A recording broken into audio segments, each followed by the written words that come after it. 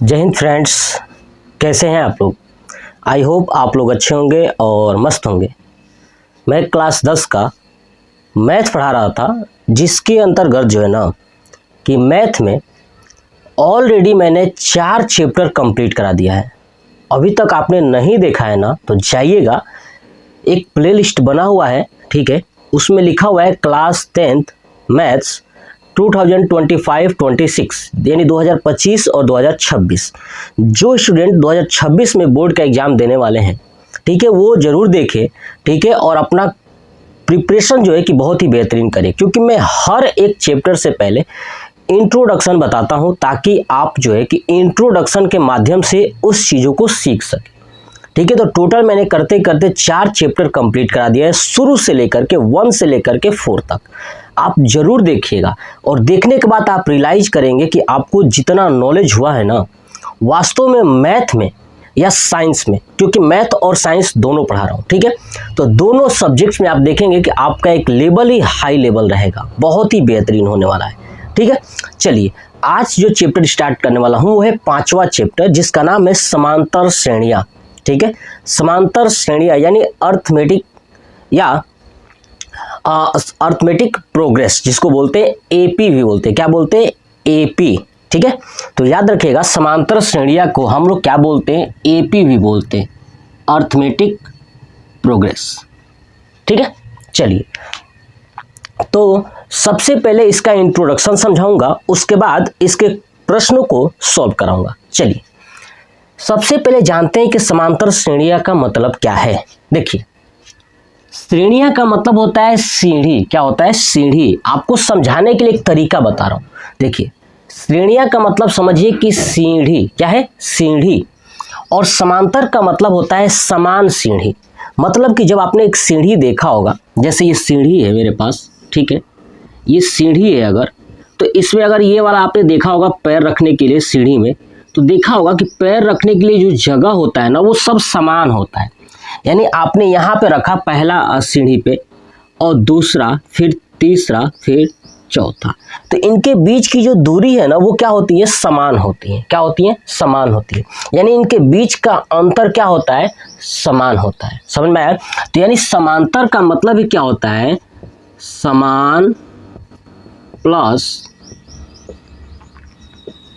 अंतर। ठीक है, और श्रेणी का मतलब मैंने समझा दिया कि सीढ़ी, यानी जो सीढ़ी होता है ना उसके बीच अंतर क्या होता है? समान होता है। वही होता है समांतर श्रेणियाँ। अगर किसी सीढ़ी के बीच का अंतर अगर समान नहीं है तो वो अर्थमेटिक प्रोग्रेस यानी समांतर श्रेणियाँ नहीं है। बात क्लियर होगी? समझ में आया?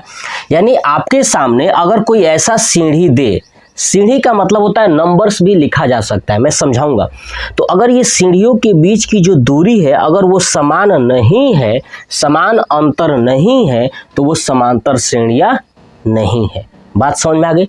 चलिए जैसे समझिए, यहाँ पे मैं लिखता हूँ 1 2 3 4 5 ...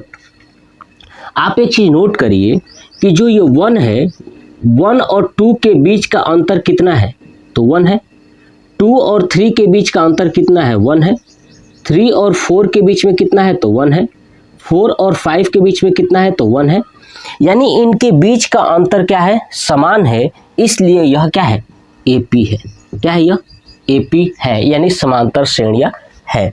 लेकिन अगर अंतर समान ना हो, जैसे देखिए 1 2 4 5 10 है ना, ऐसे करते।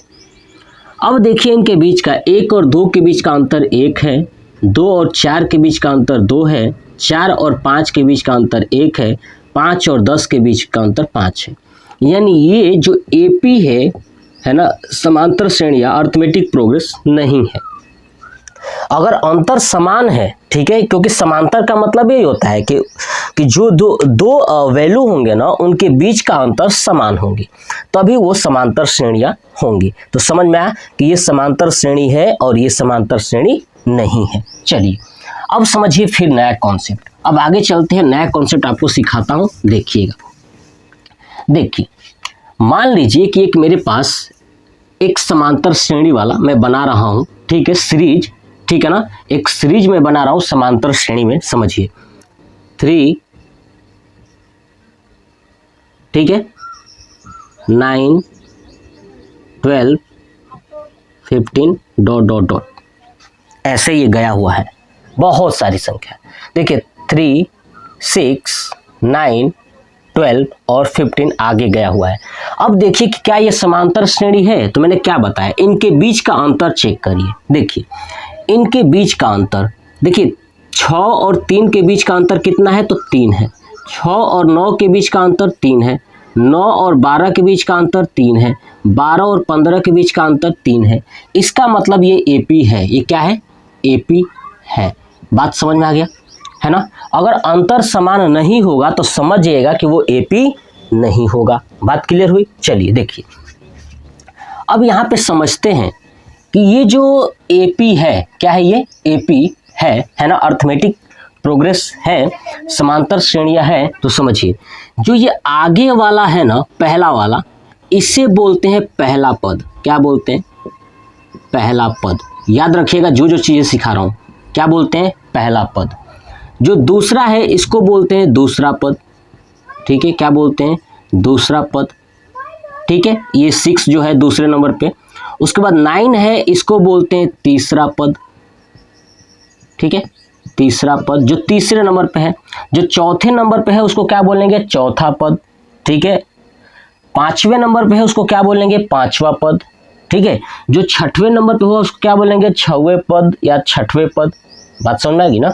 तो पहला पद, दूसरा पद, तीसरा पद। तो पहले पद को हम कैसे लिखते हैं, ध्यान सुनिए, या तो आप A1 लिखेंगे या केवल A, ठीक है। A1 या A लिखेंगे तो इसका मतलब वो पहले पद की बात हो रहा है, ठीक है। दूसरा पद के लिए आप हमेशा लिखिएगा A2। क्या लिखिएगा, A2। बात क्लियर होगी। तीसरा के लिए A3, चौथा के लिए A4, ऐसे ही A5, पांचवा के लिए ... समझ में आ गया।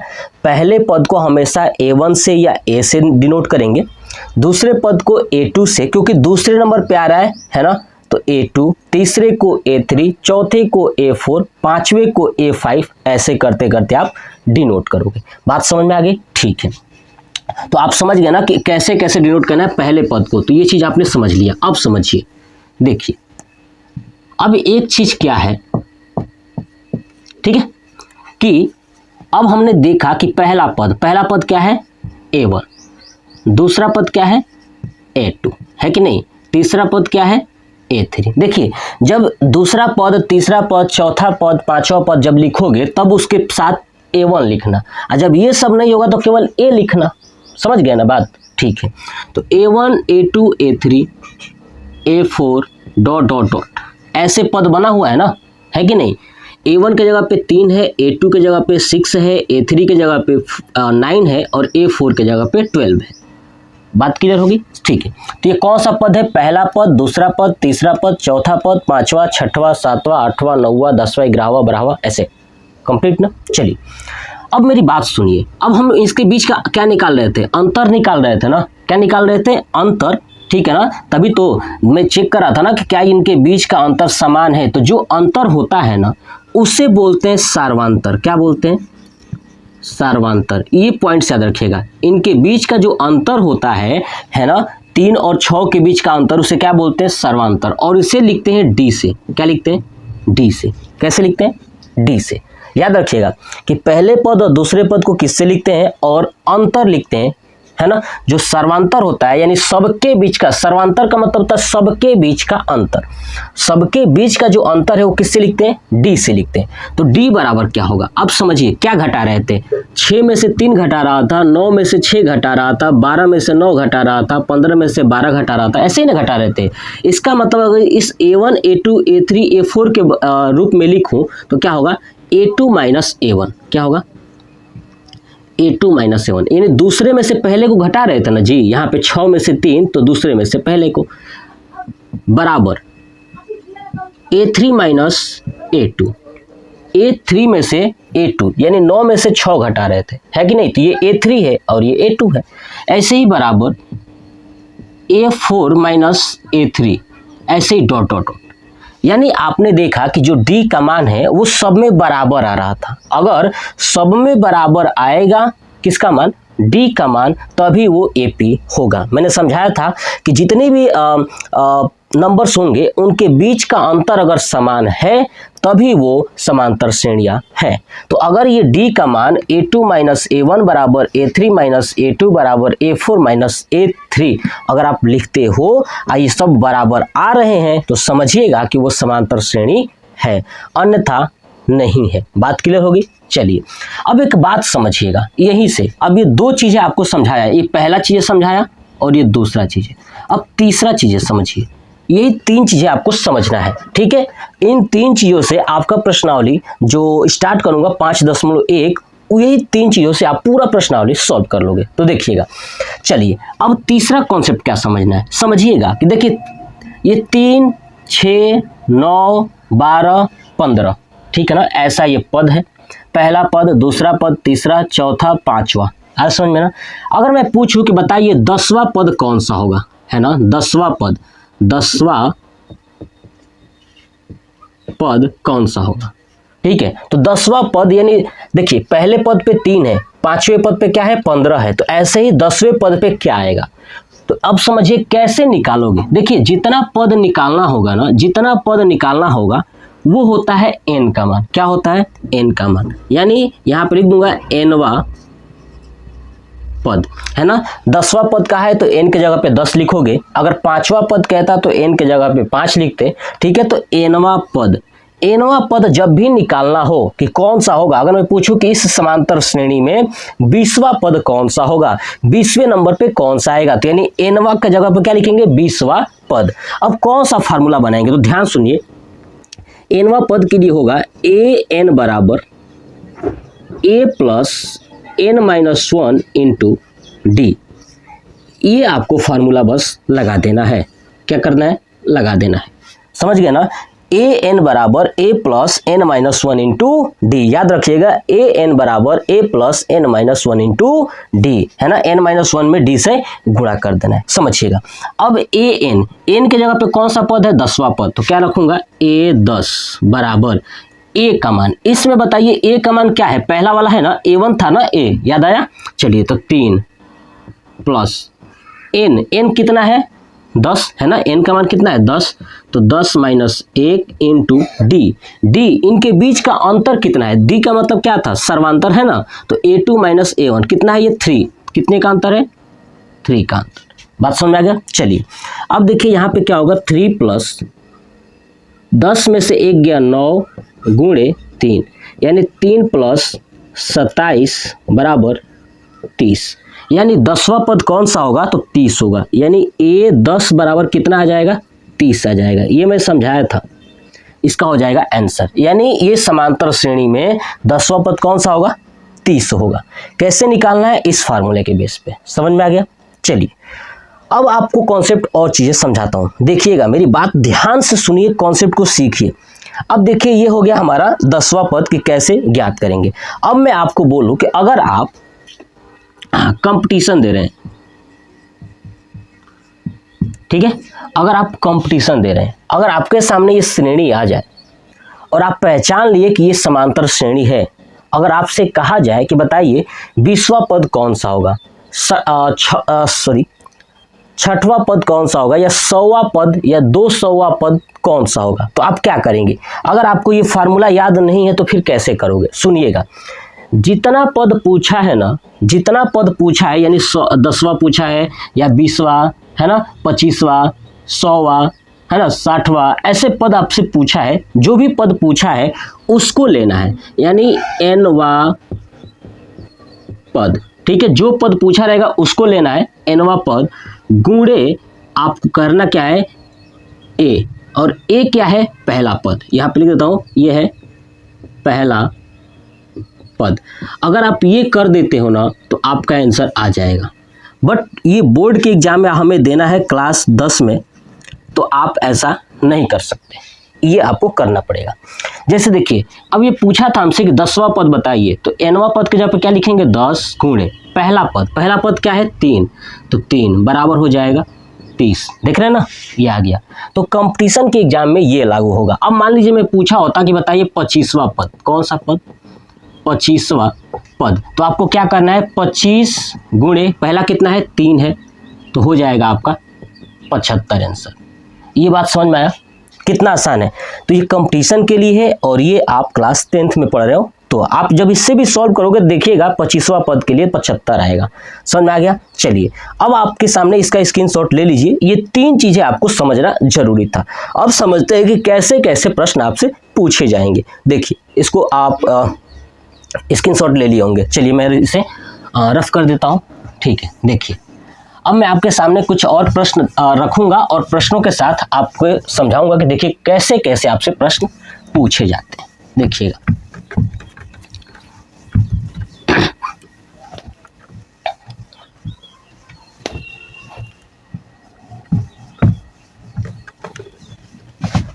देखिए, ठीक है। चलिए एक मैं लिखता हूं समांतर श्रेणी 5, 10, 15, 20, 25, 30 ... ठीक है, यह है एक प्रश्न। अब मैं यहां से आपसे क्वेश्चंस पूछता हूं। इसमें पहला क्वेश्चन यही है कि 50वां पद कौन सा होगा, है ना। 50वां पद यानी 50वें नंबर पे क्या आएगा, ये पूछा है। दूसरा इसमें क्वेश्चंस क्या है कि ए का मान बताइए, है ना, और डी का मान बताइए। यानी ए का मतलब क्या है, पहला पद, और डी का मतलब होता है सर्वांतर, ये बताइए। तीसरा क्वेश्चन क्या है कि कौन सा पद 125 होगा, यानी कितने नंबर पे ये 125 आएगा। जैसे देखिए ये 25 कितने नंबर पे आया है, 1 2 3 4 5, 5वें नंबर पे 25 आया है, 6वें नंबर पे 30 आया है। ऐसे ही कौन सा पद यानी कौन सा वह पद पे 125 होगा। ये 3 तरह के प्रश्न इसमें पूछे गए। तो चलिए पहला प्रश्न सॉल्व करते हैं। यह है पहला, यह है दूसरा और यह तीसरा। तो क्वेश्चन 1 सॉल्व करते हैं। देखिए पूछा है 50वां पद। तो 50वां पद मैंने आपको समझाया था कि 50वां पद के लिए यानी nवां पद है कि नहीं, यही फार्मूला समझाया था। यानी हमसे क्या पूछा है, 50वां पद। तो 50वां पद, अब 50वां पद के लिए फार्मूला क्या था, ए एन बराबर a plus n minus 1 into D.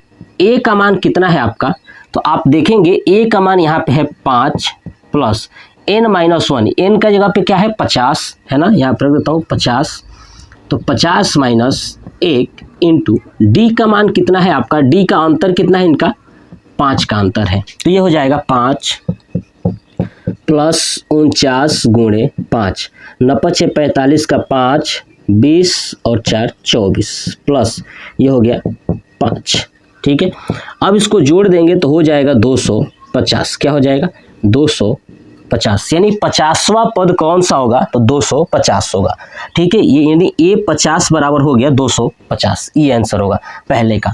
चलिए क्वेश्चन नंबर दूसरा क्या कह रहा है, ए का मान बताइए, यानी प्रथम पद क्या है, तो ए बराबर है आपका 5 और डी का मान पूछा है। तो डी का मान जानते हैं ना, a2 माइनस a1।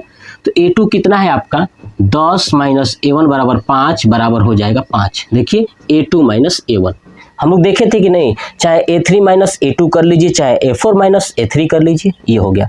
तीसरा क्वेश्चन क्या पूछा है, पूछा है कि कौन सा पद 125 होगा। इस बार क्या किया है ना कि 125 दिया है तो इसका मतलब n का मान पूछा है, किसका, n का मान, क्योंकि कौन सा पद, तो nवां पद हम जानते हैं, तो nवां पद यानी n का मान पूछा है। तो देखिए कौन सा पद ये दिया है, a n का मान दिया हुआ है 125, क्योंकि देखिए a 50 का मान 250 आ रहा था ना, ऐसे ही a n का मान जो है कि 125 दिया हुआ है। तो हम लोग फार्मूला जानते हैं, ए एन बराबर a plus n minus 1 into d. A n का मान दिया हुआ है 125, है ना, बराबर ए का मान कितना है आपका ऊपर 5 प्लस n-1 इंटू 5, है ना। चलिए 125 बराबर 5 प्लस गुणा करेंगे तो 5n-5। देखिए ये कट जाएगा, 5 प्लस में है या माइनस में कैंसिल हो जाएगा, तो 125 बराबर 5n, यानी यहाँ पे लिख देता हूँ 125 बराबर 5n। तो n बराबर क्या हो जाएगा 125 बटे 5, 5 दूना 10 और 5 पचे 25, यानी n बराबर कौन सा पद आ जाएगा 25वां पद। ठीक है, 25वां पद क्या हो जाएगा 125 होगा, है ना। 25वां पद ही क्या होगा 125 होगा। अगर आपको नहीं विश्वास है तो इस फार्मूले पे करके देखिएगा, 25वां पद निकालिएगा, क्या 125 आ रहा है कि नहीं आ रहा है, यही चीज। तो 3 तरह के प्रश्न इसमें पूछे जाते हैं, आप इसको भी कॉपी पे नोट करिएगा, साथ में ही एक क्वेश्चन में 3 क्वेश्चन। ठीक है, चलिए ये कंप्लीट हुआ। अब हम लोग चैप्टर स्टार्ट करते हैं प्रश्नावली 5.1। तो चलिए देखते हैं प्रश्नावली 5.1 का पहला क्वेश्चन। निम्न स्थितियों में से किन स्थितियों में संबंध संख्याओं की सूची एपी है और क्यों। देखिए ये जो स्थितियां दी गई हैं पहला, ठीक है ना, इसका जो है कि आपको एपी बनाना है। अगर बनाओगे, अगर एपी है तो क्यों है, ये भी हमें मेंशन करना है। तो मैं आपको बताया था कि देखिए समांतर श्रेणी तभी होंगी जब उनके बीच का अंतर क्या होगा, समान होगा। अगर मैं ये स्थितियों को सॉल्व कर रहा हूं और चेक करूंगा कि इनके बीच का अंतर समान है कि नहीं है, अगर समान है तो मैं कहूंगा कि ये समांतर श्रेणी है। तो देखिए कह रहा है पहला प्रश्न कि प्रत्येक किलोमीटर के बाद का टैक्सी का किराया, है ना, प्रत्येक किलोमीटर के बाद का टैक्सी का किराया, जबकि प्रथम किलोमीटर के लिए किराया 15 रुपया है और प्रत्येक अतिरिक्त किलोमीटर के लिए किराया 8 रुपया है। मतलब समझिए, मतलब स्टार्ट में आप पहले किलोमीटर जाते हो ना तो 15 रुपया किराया है, उसके बाद जब अगला किलोमीटर जाओगे तो 8 रुपया और जुड़ जाएगा, उसके बाद और अगला जाओगे तो उसमें और 8 रुपया जुड़ जाएगा, उसके बाद और जाओगे तो 8 रुपया जुड़ जाएगा। यानी स्टार्टिंग में 1 किलोमीटर का किराया तो 15 रुपया है, लेकिन बाकी में अतिरिक्त किराया 8 रुपया बढ़ता जा रहा है। क्या होता जा रहा है, बढ़ता जा रहा है प्रत्येक किलोमीटर पे। यही कहा है कि प्रत्येक अतिरिक्त किलोमीटर के लिए किराया जो है क्या है 8 रुपया है। तो देखिए अब हमें कैसे सॉल्व करना है समझिएगा। सबसे पहले तो लिखूंगा हल, और कह रहा था, क्या कह रहा था कि प्रथम किलोमीटर के लिए किराया, तो लिखूंगा प्रथम किलोमीटर के लिए टैक्सी का किराया, यानी प्रथम किलोमीटर के लिए जो टैक्सी का किराया है वो कितना है 15 रुपया, यही नाम से कहा है। अब दूसरे किलोमीटर जब चलेगा तो बताइए, पहले तो 1 किलोमीटर के लिए 15 रुपया दिया, लेकिन जब दूसरे किलोमीटर के लिए जाएगा तो उसमें 8 रुपया और बढ़ा के देगा। तो लिखूंगा दूसरे किलोमीटर के लिए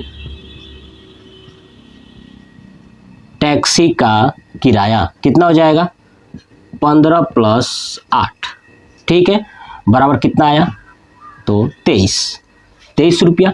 चलिए ऐसे ही तीसरे, है ना, तीसरे किलोमीटर के लिए आ रहा समझ में कितना होगा, तो जो 23 रुपया है इसमें अब फिर से बढ़ा के 8 रुपया देगा, तो कितना हो जाएगा 8, 9, 10, 11 यानी 31 रुपया। ऐसे ही चौथे किलोमीटर के लिए, है ना, कितना हो जाएगा 31 प्लस 8 बराबर 39। ऐसे ही ना, क्योंकि प्रत्येक अतिरिक्त किलोमीटर पे वो बढ़ाते जा रहा है। ऐसे ही आप देखेंगे 5वें, 6वें, 7वें ऐसे करते करते होगा। तो हमने देखा पहले किलोमीटर के लिए 15 रुपया, दूसरे के लिए 23 रुपया, और तीसरे के लिए 31 रुपया, और चौथे के लिए 39 रुपया। ऐसे आप 5वां, 6वां निकाल सकते हैं। बस आपको यही 4 तक निकालना है, ठीक है। अब निकालने के बाद इसको लिखेंगे श्रेणी के रूप में। अतः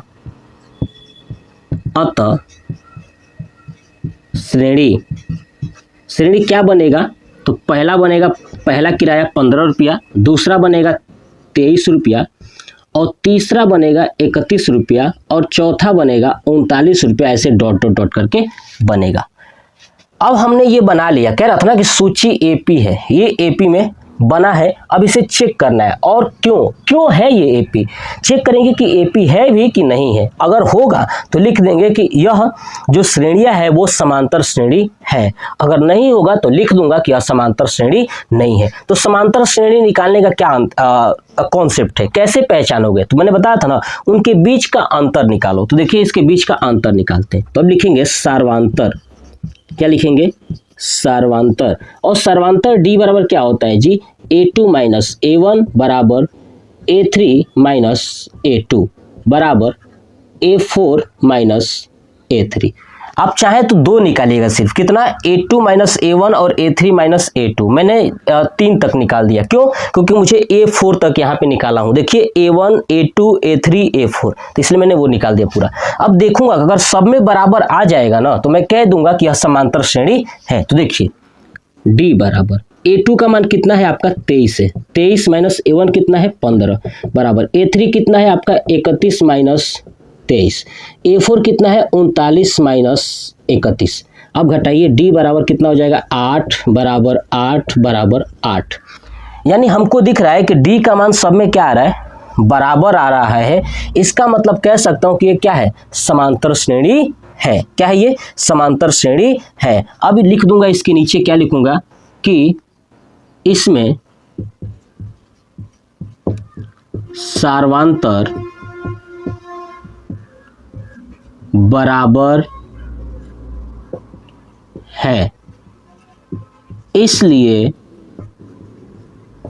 यह एपी में है। क्या है, यह एपी में है ना। बस ये हो गया, यही चीज़ आपको करना था। आप इसका स्क्रीनशॉट ले लीजिए। चलिए अब चलते हैं पहले का ही दूसरे नंबर क्वेश्चंस पे। देखिए पहले का दूसरा प्रश्न कह रहा है कि किसी बेलन में उपस्थित हवा की मात्रा, है ना, एक बेलन है और उसमें जितना भी हवा की मात्रा है, जबकि वायु निकालने वाला पंप, अब उसमें से हवा निकालने वाला एक पंप है, ठीक है, प्रत्येक बार बेलन की शेष हवा का 1/4 भाग निकाल देता है। यानी जितना हवा पहले था, फिर उसमें से उसका 1/4 निकाला, फिर जब शेष बचा, फिर उस शेष का 1/4 बाहर निकाल रहा है। यही बात उसने कहा है।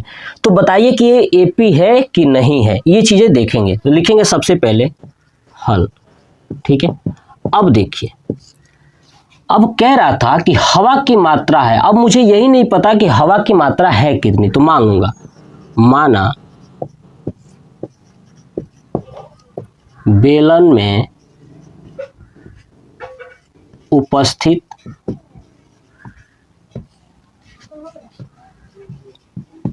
हवा की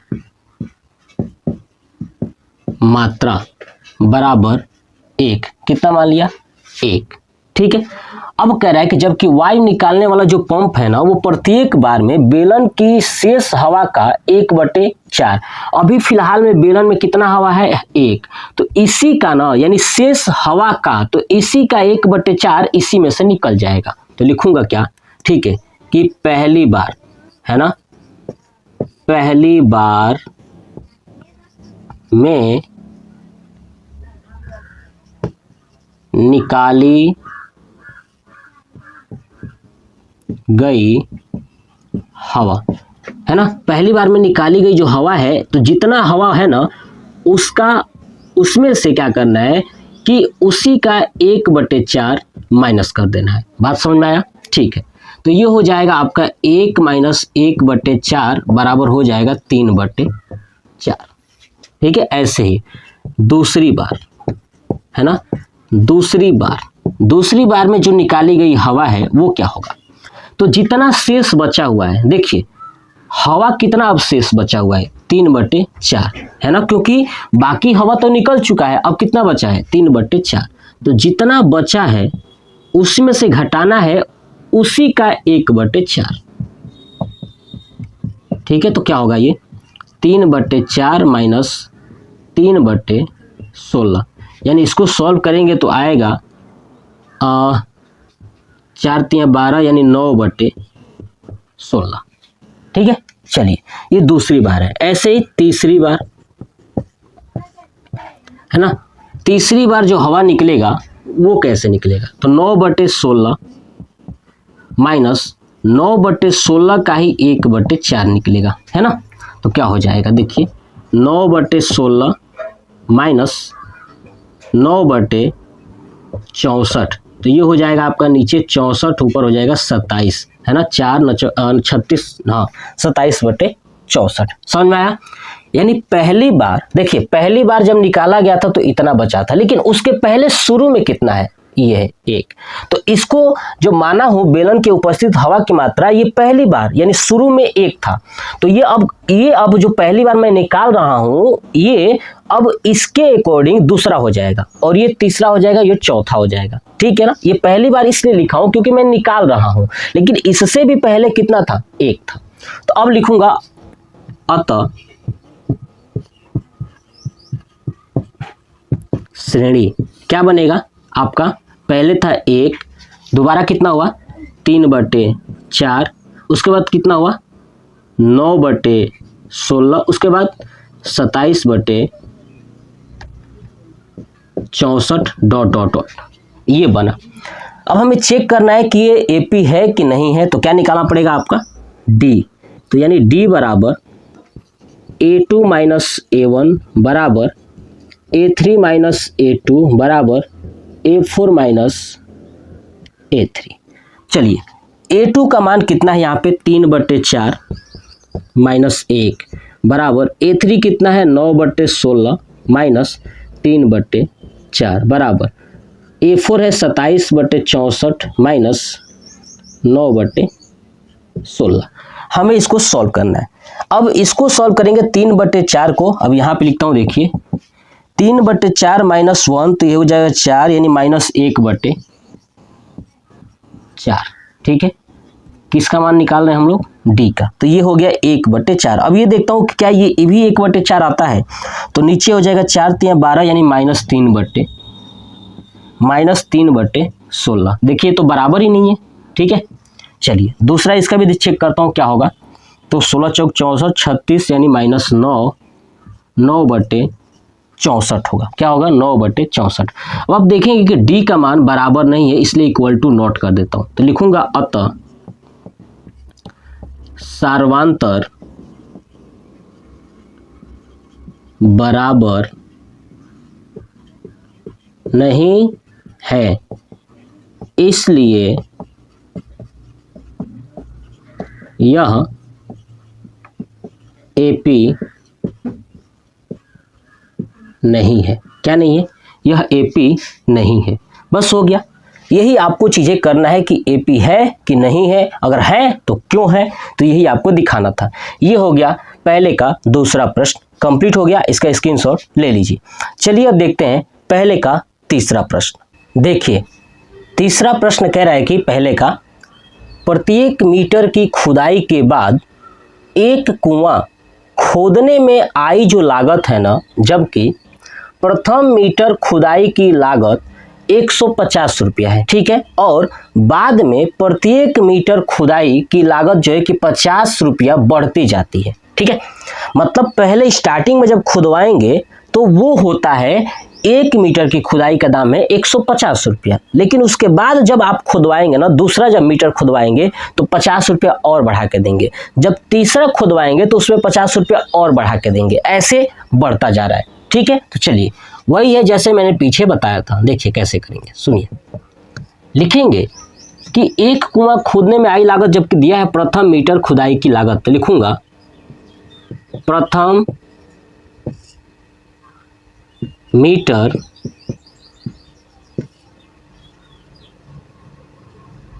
कुएं खुदाई की लागत कितना रुपया है, तो आपका 150 रुपया है।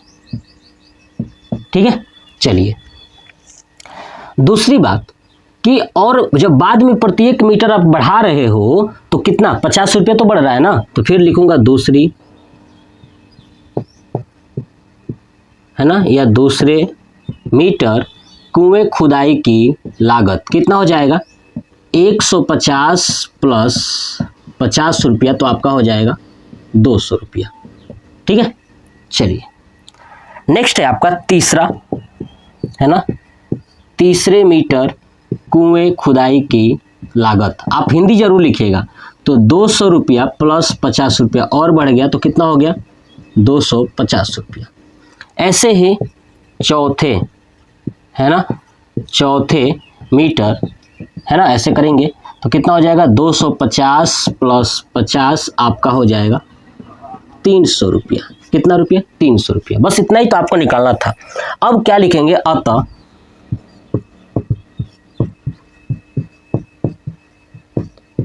श्रेणी क्या बनेगा 150, दूसरा बनेगा आपका 200, तीसरा होगा 250 और चौथा होगा 300 डॉट डॉट डॉट, है ना। अब हमें चेक करना है कि ये एपी है कि नहीं है, तो क्या नीचे निकालूंगा डी क्या है सर्वांतर। तो डी बराबर A2 माइनस A1 बराबर A3 माइनस A2 बराबर A4 माइनस A3।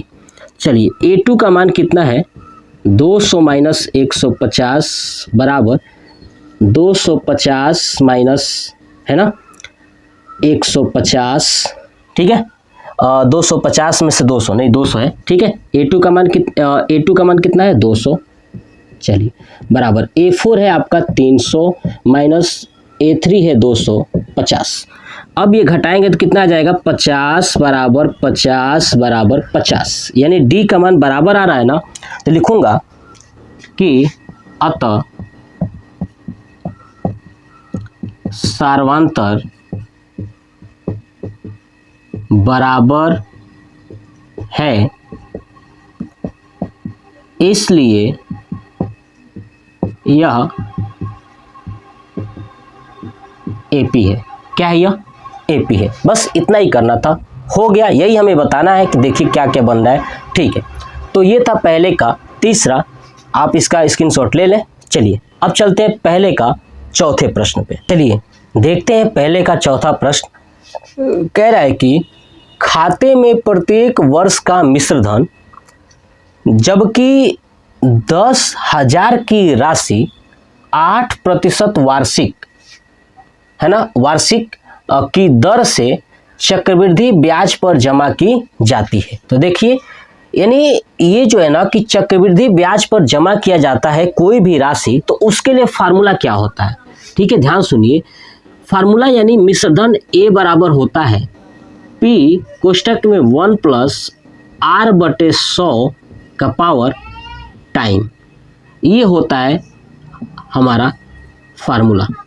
ठीक है, यानी मिश्रधन बराबर ये राशि है P और ब्रैकेट में 1 प्लस R क्या है तो वार्षिक दर है बटे 100 का पावर T। समय का मतलब कि 1 वर्ष के लिए T बराबर 1 रखेंगे, 2 वर्ष के लिए T बराबर 2 रखेंगे, 3 वर्ष के लिए 3 रखेंगे। बात समझ में आ गया। तो चलिए अब ये प्रत्येक वर्ष का जो मिश्रधन है ना वो 10,000 की राशि, 10,000 की राशि का मतलब होता है P का मान दिया है 10,000, 8% का मतलब कि R का मान दिया है, और मैं वार्षिक कह रहा है तो 1 साल 2 साल 3 साल 4 साल ऐसे करके रखूंगा। तो चलिए लिखते हैं हल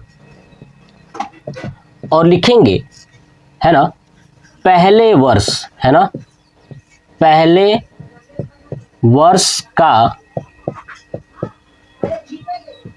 मिश्रधन, पहले वर्ष का मिश्रधन। ठीक है, और ये कौन सा ब्याज है चक्रवृद्धि ना, तो चक्रवृद्धि ब्याज के लिए है ये, ध्यान रखिएगा फार्मूला। ठीक है, तो पहले वर्ष का जो मिश्रधन होगा यानी ए बराबर क्या होगा, P का मान कितना है आपका तो 10,000, 10,000 राशि है ना इसलिए P का मान है। ठीक है, कोष्टक में 1 प्लस R का मान कितना है आपका 8/100 बंद कर दीजिए। T का मान कौन सा पहले वर्ष 1 वर्ष है ना, T का मान 1 हो गया, ये हो गया। ऐसे ही दूसरे वर्ष, है ना, दूसरे वर्ष के लिए दूसरे वर्ष का मिश्रधन ए बराबर क्या हो जाएगा तो वही होगा आपका 10,000।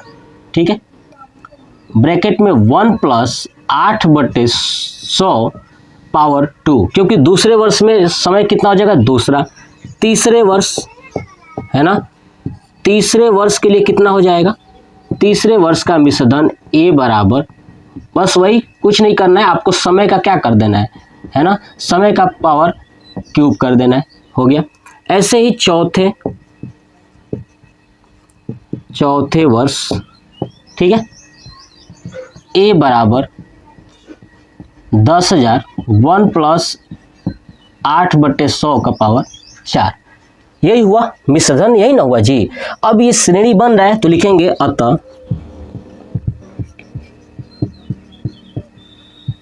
श्रेणी, आपको इसको सॉल्व नहीं करना है, सॉल्व करके अपना समय वेस्ट मत करिए, लिख दीजिए श्रेणी क्या बना, यही ना 10,000 1 + 8/100 का पावर 1, दूसरा क्या बनेगा 10,000 1 + 8/100 का पावर 2, ऐसे तीसरा क्या बनेगा 10,000 1 + 8/100 का पावर 3, ऐसे डॉट डॉट, मैं चौथा नहीं लिखूंगा, जगह नहीं है, ठीक है। तो ये हो गया, ऐसे बना। अब हमें देखिए, आपको ऐसे ही महसूस हो रहा है कि इसका पावर 1 है और इसका पावर 2 है और इसका पावर 3 है, कभी भी बराबर आ ही नहीं सकते, मतलब कि सर्वांतर इनके बीच का अंतर बराबर नहीं हो सकता। तो कहेंगे कि अब देखिए, निकालेंगे पहले सर्वांतर, ठीक है, निकालिए। D बराबर फार्मूला वही, क्या चीज़ A2 - A1, A2 - A1, और उधर निकाल देता हूँ A3 - A2, है ना। इस बार 3 तक लिखा हूँ इसलिए यहीं तक कर दिया, अगर चौथा लिखा होता ये वाला भी वहाँ पे तो कर देता, बस 2 ही आप चेक कर सकते हो, ठीक है। देखिए ये थोड़ा सा डिजिट बड़ी बड़ी दिखाई दे रही है, इसलिए मैंने 2 ही तक किया है, ठीक है। आप इसको सॉल्व मत करिएगा, क्योंकि देखिए सॉल्व नहीं करेंगे, जब भी चक्रवृद्धि ब्याज होता है ना, ध्यान सुनिए, जब भी चक्रवृद्धि ब्याज होता है तो उनके बीच का अंतर कभी भी समान नहीं हो सकता, ठीक है। तो नीचे लिख देता हूं कि अतः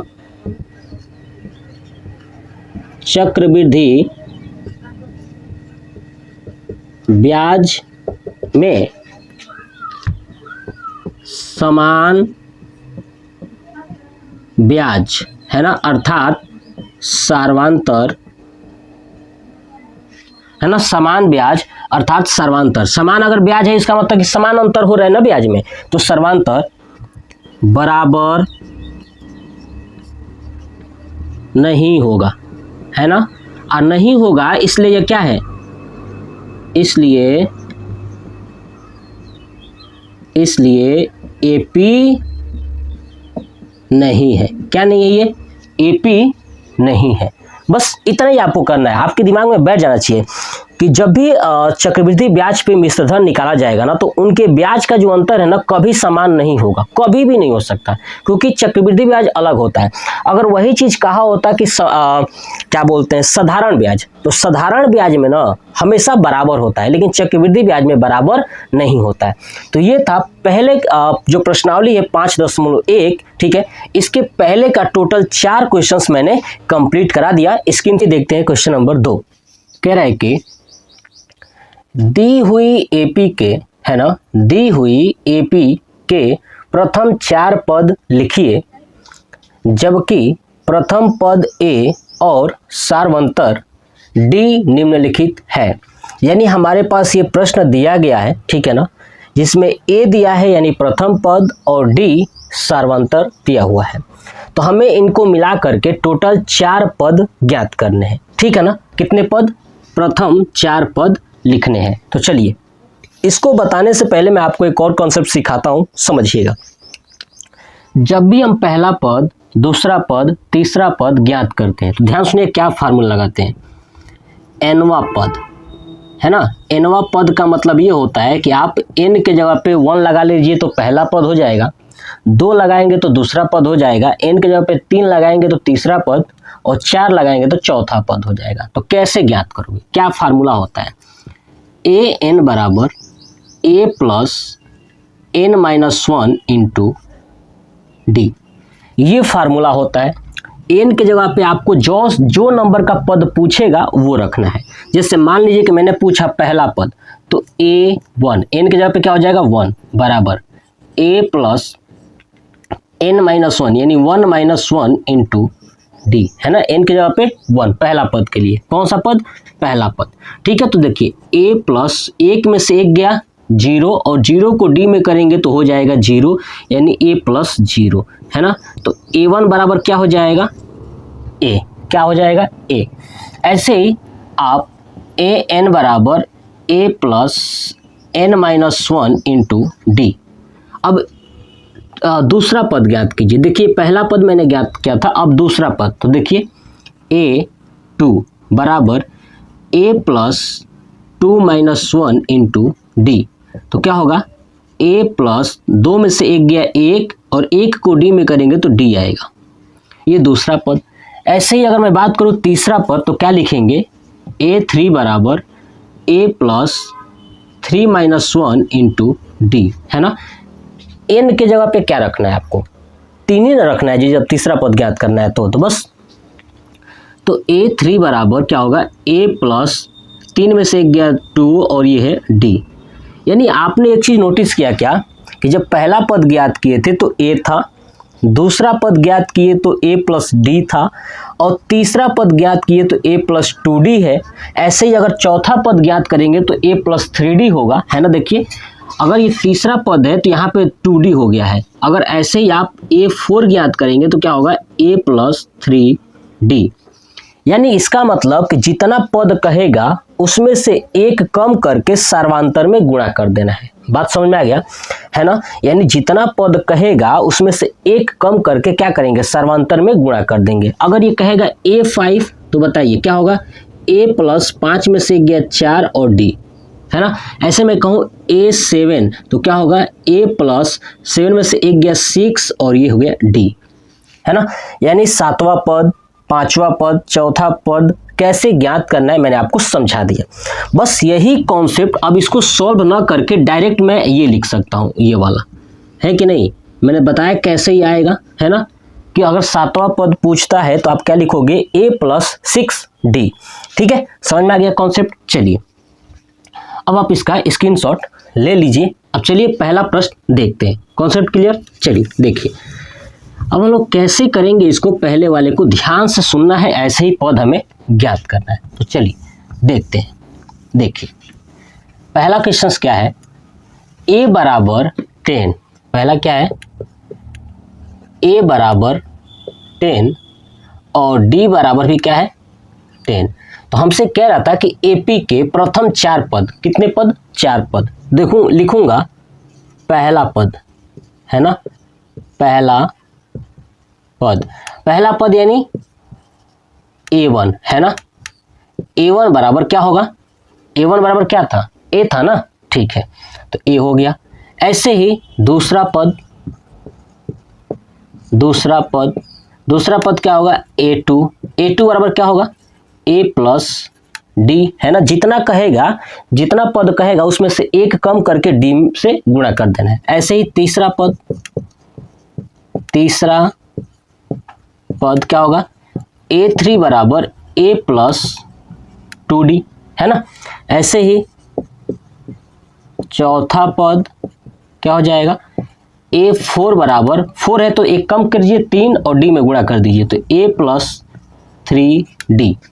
ये हमारा फार्मूला हो गया, लेकिन हमें अब इस पे अप्लाई करना है। देखिए यहाँ पे A1 बराबर A का मान कितना है 10, तो बराबर हो जाएगा ये 10, यानी पहला पद कितना आ गया 10। चलिए दूसरा क्या है, A प्लस D, यानी A कितना है 10 प्लस D का मान कितना है 10, बराबर आ गया आपका 20। बात क्लियर हुई। चलिए A प्लस 2D, A का मान कितना है आपका 10 प्लस 2D यानी 2 मल्टीप्लाई 10 बराबर कितना आएगा आपका 30 आ जाएगा। बात समझ में आ गया। चलिए A प्लस 3D, A का मान कितना है 10 प्लस 3D का मान कितना है आपका 10, तो 10 3 30 और 10 आ जाएगा 40। 4 ही पद ज्ञात करना था ना, A1 A2 A3 और A4, है ना। तो AP के लिए तो अब लिखेंगे AP, है ना। AP बराबर क्या बना हमारा 10, ठीक है, और 20 30 और 40 डॉट डॉट कर देंगे, ये हो जाएगा हमारा आंसर। यानी पहले का कंप्लीट हो गया। बस यही आपको करना है, सब में यही चीज़ें फॉलो करनी है। समझ में आ गया? चलिए अब करते हैं दूसरा प्रश्न। हटा दो इसे, देख लीजिए। चलिए अब मैं इस सूत्र को ऐसे रहने देता हूँ, ये चीज़ें हटा देता हूँ जो हमसे पूछा था, ये क्वेश्चन चेंज कर देता हूँ और बाकी ये कैलकुलेशन हटा देता हूँ। देखिएगा, ध्यान से देखिए। ए का मान कितना है दूसरे प्रश्न के लिए? -2। डी का मान कितना है आपका? 0। तो चलिए पहला पद a1 बराबर ए का मान कितना है? -2। तो ये हो गया -2 बराबर a प्लस डी यानी -2 प्लस 0 बराबर कितना आ गया? फिर से -2, है ना। देख लीजिए a प्लस डी का मान कितना है? 0। तो ये आ गया फिर से -2। चलिए ऐसे ही a3 बराबर a प्लस 2d। तो a का मान कितना है? -2 प्लस 2d यानी 2 मल्टीप्लाई d का मान है 0 यानी आएगा आपका -2 प्लस 0 यानी हो जाएगा -2। ठीक है, चलिए चौथा पद क्या होगा? तो a का मान है -2, ठीक है, प्लस 3d का मान कितना है आपका? 0। तो बराबर हो जाएगा ये भी -2 यानी -2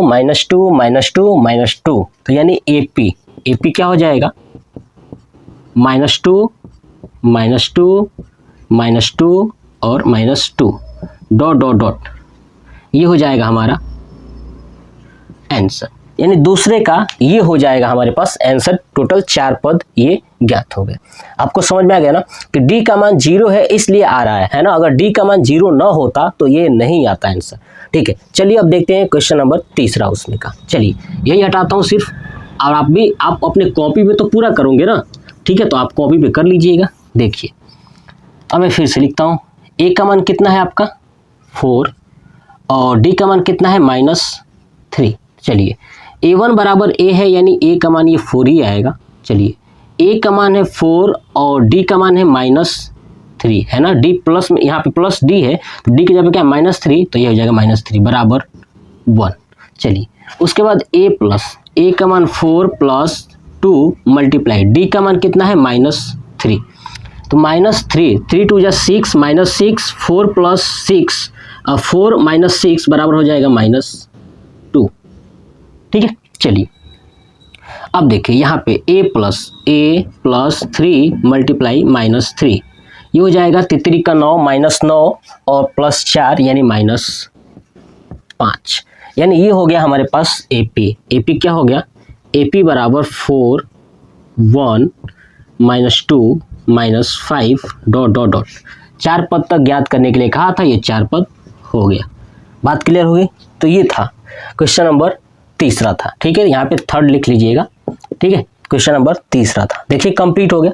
ऐसे ही आपको करना है, कॉन्सेप्ट ऐसे ही आपको करना है, बिल्कुल कोई दिक्कत नहीं है, कोई जल्दबाजी नहीं है, बिल्कुल आप आराम से करिएगा, आंसर आपका करेक्ट आएगा। चलिए अब चलते हैं क्वेश्चन नंबर 4 पे। ठीक है, देखिए हटा दो। चलिए अब इस पर हटा के नया करता हूँ। देखिए चलिए क्वेश्चन नंबर 4 कह रहा है a बराबर -1 d बराबर 1/2। ठीक है, पहला पद ज्ञात करना है तो लिखूंगा a1 बराबर क्या होता है? a, तो कितना आ गया? -1, है ना। चलिए a2 बराबर क्या होता है? a प्लस d, तो क्या होगा? a का मान है -1 प्लस d का मान है 1/2। अब इसको सॉल्व करेंगे, 2 1 कम 2, 2 में से 1 ज्ञात 1 यानी -1/2। ठीक है, ऐसे ही a3 ज्ञात करिए, a प्लस क्या होगा? 2d, तो बराबर -1 प्लस 2 मल्टीप्लाई d का मान है 1/2, 2 से 2 कैंसिल, ये हो जाएगा -1 प्लस 1 यानी हो जाएगा 0, खत्म। ऐसे ही a4 बराबर a प्लस 3d बराबर a का मान कितना है? -1 प्लस 3 मल्टीप्लाई d का मान कितना है? 1/2। ठीक है, तब क्या होगा? 3/2, तो 2 1 कम 2 और -2 प्लस 3/2 यानी 1/2, कितना आएगा? 1/2। तो लिखूंगा अब नीचे क्या? AP। ठीक है, AP क्या होगा आपका? -1, ठीक है, और -1/2 फिर 0 फिर 1/2 डॉट डॉट डॉट, ये हो गया हमारा आंसर। बस इतना ही तो आपको करना है, कितना आसान है, मैंने चीज़ें समझाया कैसे हो रहा है, कैसे फार्मूला बना था, ये चीज़ें मैंने समझा दिया। चलिए हो गया ये चौथा। अब चलते हैं पांचवें प्रश्न पे। देखिए पांचवा प्रश्न देखिएगा। चलिए पांचवा कह रहा है a बराबर -1.25 और d बराबर -0.25, यही है। चलिए तो पहला पद यानी a1 बराबर a है ना, तो a का मान कितना है -1.25। ऐसे ही a2 बराबर क्या हो जाएगा a प्लस d। चलिए a का मान कितना है -1.25 और d का मान कितना है -0.25। अब इसको ऐड करेंगे तो हो जाएगा -1.50। क्या हो जाएगा -1.50। इसको सॉल्व करेंगे ये आएगा। चलिए ऐसे ही a3 बराबर क्या हो जाएगा a प्लस 2d बराबर a का मान कितना है -1.25 प्लस 2 गुणे -0.25 d का मान। अब इसको सॉल्व करेंगे तो क्या होगा -1.25 और 25 दूना 50 यानी -0.50। तो ये हो जाएगा अब 50 और 25 75 यानी -1.75 है ना। ऐसे ही a4 बराबर क्या होगा a प्लस 3d तो बराबर a का मान है -1.25 प्लस 3 गुणे d का मान कितना है -0.75। अब इसको करेंगे तो क्या होगा -1.25 और माइनस, अब गुणा करेंगे 3 से इसमें करेंगे है ना, 3 से करेंगे तो कितना आएगा देखिए 25 है ना, सॉरी यहाँ पे d का मान कितना है 0.25। ठीक है, तो अब करेंगे 3 से 0.25 में तो हो जाएगा 0.75 है ना। चलिए अब इसको ऐड करेंगे तो क्या आएगा माइनस और 80 यानी टोटल आ जाएगा 2।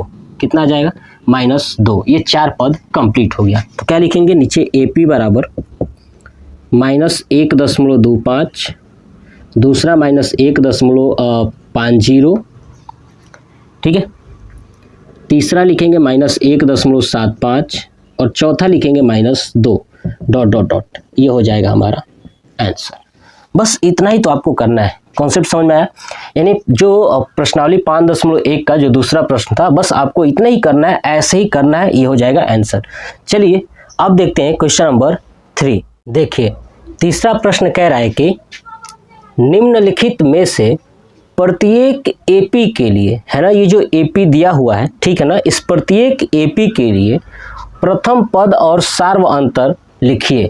तो मैं जब इंट्रोडक्शन वीडियो बताया था, यानी क्वेश्चन नंबर 1 का जो पार्ट है ना, पार्ट 1 प्रश्नावली 5.1 का, ठीक है, तो आप देखोगे तो वहाँ पे चीज़ें समझ में आएगी कि हाँ मैंने प्रथम पद और सर्वांतर निकालने के लिए कैसे बताया था। ठीक है, तो चलिए यहाँ पे हम लोग देखते हैं। देखिए जो पहला प्रश्न यही है, क्या है 3, 1 फिर -1 फिर -3 ... तो देखिए जो आगे वाला ये पहला होता है ना, यही होता है प्रथम पद। क्या होता है प्रथम पद? प्रथम पद को A से दिखाते हैं और सार्वंतर को D से दिखाते हैं। D कैसे निकालेंगे समझिएगा। तो यानी देखिए पहले ये है A1, ये है A2, ये है A3, है ना, पहले नंबर पे है इसलिए A1, दूसरे नंबर पे है इसलिए A2, तीसरे नंबर पे है तो A3, चौथे नंबर पे है तो A4। अभी मैं इसके पहले समझाया था कैसे निकालते हैं। देखिए अब हम जानते थे कि A1 बराबर क्या होता है A होता है ना, और A1 क्या है तो आपका प्रथम पद। तो आगे लिख दूंगा यहाँ पे प्रथम पद, है ना, A1 बराबर होता है ना A। चलिए ऐसे ही A2 बराबर क्या होगा आपका, तो देखिए A2 बराबर, अब देखिए A1 बराबर A ने प्रथम पद, ये प्रथम पद क्या है 3 है, तो ये हो गया 3। ऐसे ही A2 कौन सा हो जाएगा, ये 1। क्या हो जाएगा ये 1। देखिए डायरेक्ट मैं लिख रहा हूँ अब, है ना, ये बीच में अब A हटा दूं तो देखिए डायरेक्ट मैं लिख दूं A1 का मान कितना है आपका 3 है, A2 कितना है आपका 1 है, ऐसे ही A3 कितना है आपका -1 है। बस यही आपको लिख लेना है। अब हमसे पूछा था कि प्रथम पद, तो क्या करेंगे देखिए, अब सुनिए प्रथम पद हो गया तो अब लिखेंगे नीचे कैसे, सुनिएगा, ये बाद में बताऊंगा कि नीचे क्या लिखना है। अब सुनिए ये निकल गया A1 का मान है 3, A2 का मान है 1, A3 का मान है -1, ये लिख लिया। ठीक है, अब निकालना है सार्वंतर, तो लिखूंगा सार्वंतर, अंतर d बराबर, अब d बराबर क्या होता है मैंने आपको समझाया था, a2 माइनस a1 या a3 माइनस a2, है ना। a2 माइनस a1 या a3 माइनस a2 या a4 माइनस a3, ये समझाया था। चलिए a2 का मान कितना है यहाँ पे 1 माइनस a1 कितना है 3, है ना। तो करेंगे इसका तो आएगा -2, यानी d बराबर कितना आ गया -2 और प्रथम पद कितना आ गया 3, है ना। यही तो निकालना था इस जो AP दिया गया है। तो लिखूंगा प्रथम पद a बराबर कितना आया है 3, है ना 3। ऐसे ही सार्व अंतर d बराबर कितना आया है -2, ये हो गया आंसर। बस इतना ही करना है, जो AP दिया गया है आपको निकाल के बताना है, दिखाना है, हो गया। क्योंकि समझा चुका था मैं, इसलिए आपको थोड़ा सा आसान होगा, लग रहा होगा, या नहीं लग रहा है तो आप पूरा वीडियो देखिएगा शुरू से, ठीक है, तो चीज़ें आपको समझ में आ जाएगी। चलिए अब देखते हैं दूसरा प्रश्न। देखिए दूसरा है आपका -5, क्या है दूसरा -5, उसके बाद क्या है -1, उसके बाद आपका 3, उसके बाद 7 ... ठीक है। चलिए अब इसमें देखिए a1 कितना है आपका -5, अभी समझाया था। a2 कितना है आपका -1 और a3 कितना है आपका 3, ऐसे a4 कितना हो जाएगा आपका 7, ठीक है, ये हो गया। अब हमें क्या ज्ञात करना है, सार्वंतर, है ना, सार्वंतर d बराबर क्या होता है बताइए, क्या होता है a2 माइनस a1, है ना, या a3 माइनस a2 या a4 माइनस a3, कुछ भी कर लीजिए। a2 कितना है आपका 1 है, माइनस a1 कितना है आपका -5 है ना। a2 है -1, है ना, देखिए -1 है, ठीक है, और a1 कितना है -5 है, तो ये रख दिया ऐसे, ठीक है। चलिए इसको करेंगे -1 +5, यानी हो जाएगा आपका 4। d का मान कितना आ जाएगा 4 आ जाएगा, समझ में आ गया ना, d का मान कितना आ जाएगा 4 आ जाएगा। तो अब नीचे लिखेंगे कि प्रथम पद a बराबर -5 और सार्वंतर d बराबर 4, ये हो गया हमारा आंसर। दूसरा कंप्लीट। बस यही तो पूछा था कि भैया प्रथम पद और सार्वंतर लिखिए, ठीक है। चलिए देखिए अब हटा दूं, नोट कर लीजिए, ठीक है। देखिए चलते हैं अब तीसरे प्रश्न पे। तीसरा प्रश्न क्या है, 1/3, 5/3, 9/3 और 13/3 ... ठीक है। चलिए a1 बराबर कितना है आपका 1/3, a2 बराबर कितना है 5/3, है ना, a3 बराबर कितना है 9/3, ठीक है। अब निकालिए क्या, सार्वंतर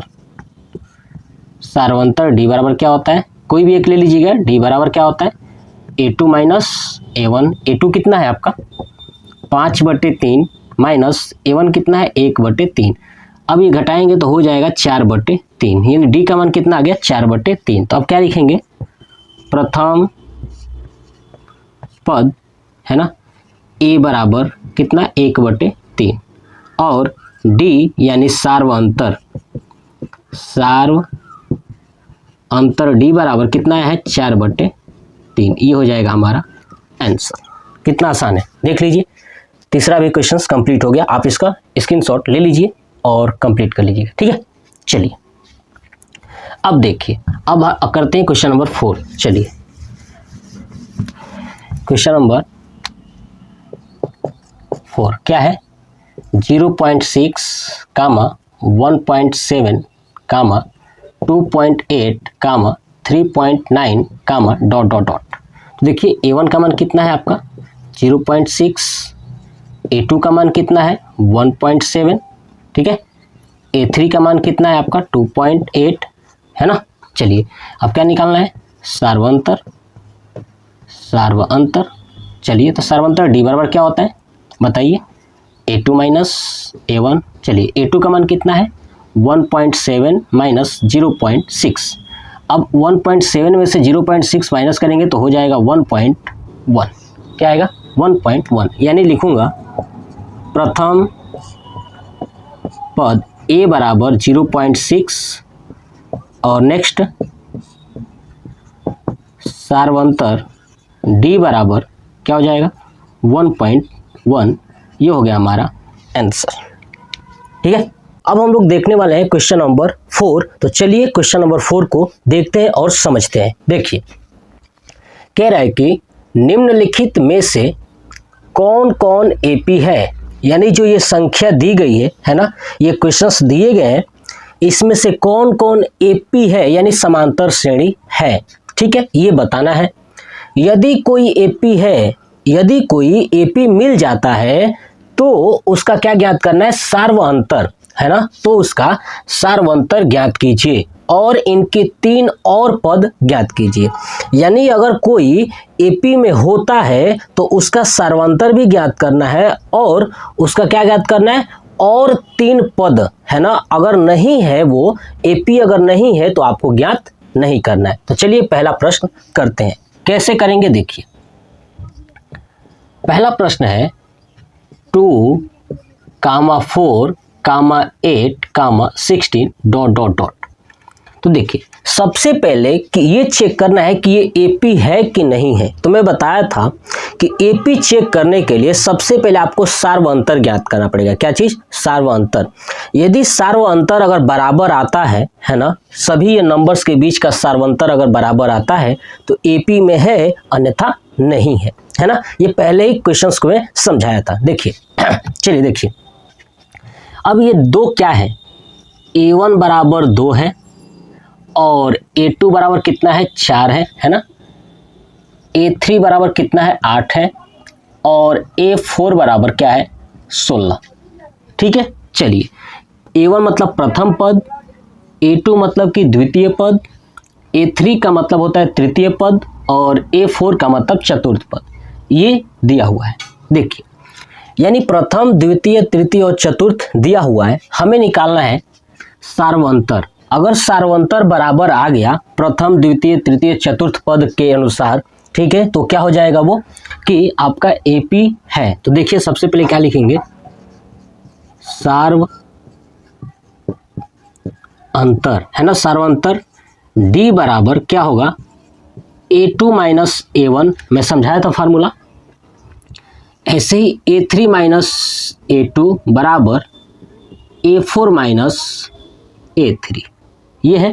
चलिए, A2 कितना है, देखिए 4 है और ये 2 है, तो 4 माइनस 2 बराबर A3 कितना है, 8 माइनस A2 है 4 बराबर A4 कितना है, 16 माइनस A3 है 8। यानी 4 में से 2 घटाएंगे तो आएगा 2 आपका, और 8 में से 4 गया 4 और 16 में से 8 गया तो आपका 8। यानी हमको दिख रहा है कि जो ये D है ना, वो बराबर नहीं है। दिख रहा है, एक 2 है, एक 4 है और एक 8 है।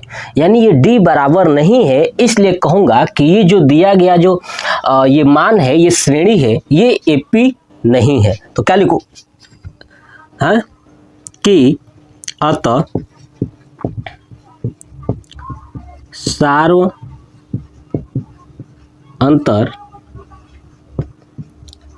बराबर नहीं है, इसलिए यह एपी नहीं है ना। अगर सार्वअंतर बराबर नहीं है इसलिए क्या नहीं है, ये एपी नहीं है। तो कह रहा था कि यदि एपी अगर होगा ना तो आप उसका सार्वअंतर और इनके 3 और पद ज्ञात कीजिए। तो ये तो एपी है ही नहीं, तो मुझे ज्ञात नहीं करना है। पहला क्वेश्चन कंप्लीट हो गया, नोट कर लीजिए। चलिए, अब चलते हैं दूसरे प्रश्न पे। देखिए, ठीक है, देखिए दूसरा कह रहा है कि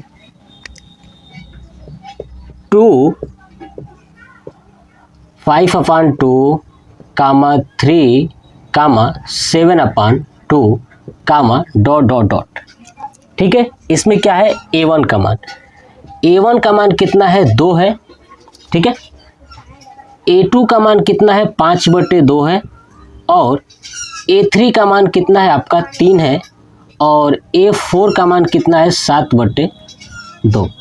ठीक है, ये मान दिया हुआ है ये ऑलरेडी। ठीक है, हमें क्या निकालना है, सार्वंतर। तो लिखूंगा सार्व अंतर यानी डी बराबर क्या होता है, A2 माइनस A1 बराबर A3 माइनस A2 बराबर A4 माइनस A3। अगर ये बराबर आएगा घटाने के बाद तो ये AP है। चलिए देखते हैं, A2 कितना है आपका 5/2, तो लिखूंगा 5/2 माइनस A1 कितना है आपका 2, तो ये हो गया 5/2 माइनस 2 बराबर A3 कितना है 3 माइनस A2 कितना है आपका 5/2 बराबर A4 कितना है 7/2 है ना, और माइनस A3 कितना है आपका 3। इसको सॉल्व करेंगे तो 2 दूना 4 यानी -4, 5 माइनस 4/2 यानी हो जाएगा 1/2। ठीक है, बराबर यहाँ पे 3 दूना 6, 6 में से 5 गया तो 1/2 बराबर यहाँ पे 3 दूना 6, 7 माइनस 6 यानी 1/2। यानी हमने देखा कि जो इस क्वेश्चन में है डी का मान क्या है, बराबर है। तो क्या लिखूंगा, अतः सार्व अंतर बराबर है, इसलिए यह AP है। अगर AP है तो क्या कह रहा था कि यदि कोई AP है तो इसका सार्वंतर, तो सार्वंतर मैंने निकाल दिया ना, सार्वंतर 1/2 1/2 1/2 निकल चुका है। और इनके 3 और पद ज्ञात कीजिए, 3 पद। देखिए कितना पद दिया है, तो 1 2 3 4 दिया है, यानी 5वां 6वां और 7वां निकालना है। देखिए A5 बराबर क्या होता है, A + 4D, पीछे समझा चुका था। ऐसे ही A6 बराबर क्या होता है, A + 5D। ऐसे ही A7 बराबर क्या होगा, A + 6D। A का मान कितना है, देखिए ये A1 ही क्या है, A है, तो यहाँ पर रखेंगे 2 + 4 × D का मान कितना है, 1/2 है ना। चलिए ऐसे ही रखेंगे, A का मान है 2 + 5, D का मान कितना है 1/2 रखेंगे, बिल्कुल बेसिक। यहाँ भी है 2 + 6 × D का मान कितना है 1/2। अब इसको सॉल्व करेंगे, कितना आएगा, देखिए 2 दूना 4, 2 और 2 आ जाएगा 4, यानी A5 का मान कितना आ गया, 4 आ गया। बात क्लियर हुई। चलिए A6 का मान कितना आएगा, 5/2, 2 दूना 4 यानी 9/2 आएगा। ठीक है, A7 का मान कितना आएगा, 3 3 2 5, कितना आ गया, 5 आ गया। बस ये हो गया हमारा 3 और पद कह रहा था ना, तो A5 A6 और A7 यानी 3 पद, ये हो जाएगा हमारा आंसर। कितना आसान है, बस मैं आपको चीज़ें समझा चुका हूँ, बस आपको ये कॉन्सेप्ट फॉलो करना है और सॉल्व कर लेना है। ठीक है, कि अगर AP है तो आप 3 पद ज्ञात करिएगा, और नहीं है तो मत ज्ञात करिएगा। ये हो गया दूसरा प्रश्न कंप्लीट। चलिए अब देखते हैं तीसरा प्रश्न। देखिएगा ध्यान से चीज़ों को समझिएगा, बहुत आसान है, बस आपको छोटा छोटा कॉन्सेप्ट फॉलो करना है। देखिएगा, देखिए तीसरा पद, तीसरा क्वेश्चन, -1.2, दूसरा क्या है -3.2, तीसरा क्या है -5.2, नेक्स्ट क्या है -7.2 ... तो क्या है, A1 बराबर है -1.2, A2 बराबर है -3.2, A3 बराबर है -5.2 और A4 बराबर है -7.2 है ना। ये चीज़ें दिया हुआ है। अब क्या ज्ञात करेंगे, सार्वंतर। ठीक है, तो सार्वंतर यानी D बराबर क्या होता है, A2 माइनस A1 बराबर A3 माइनस A2 बराबर A4 माइनस A3। चलिए A2 कितना है आपका -3.2 है ना A2 का मान, माइनस A1 कितना है आपका -1.2, ये रख दिया, फिर बराबर A3 कितना है -5.2 माइनस A2 कितना है आपका -3.2 बराबर A4 कितना है -7.2 माइनस, और A3 है -5.2। देखते हैं ये बराबर आता है कि नहीं। तो करेंगे क्या होगा, -3.2 माइनस माइनस हो जाएगा प्लस 1.2 बराबर -5.2 और माइनस माइनस प्लस 3.2 बराबर -7.2 और माइनस माइनस प्लस 5.2।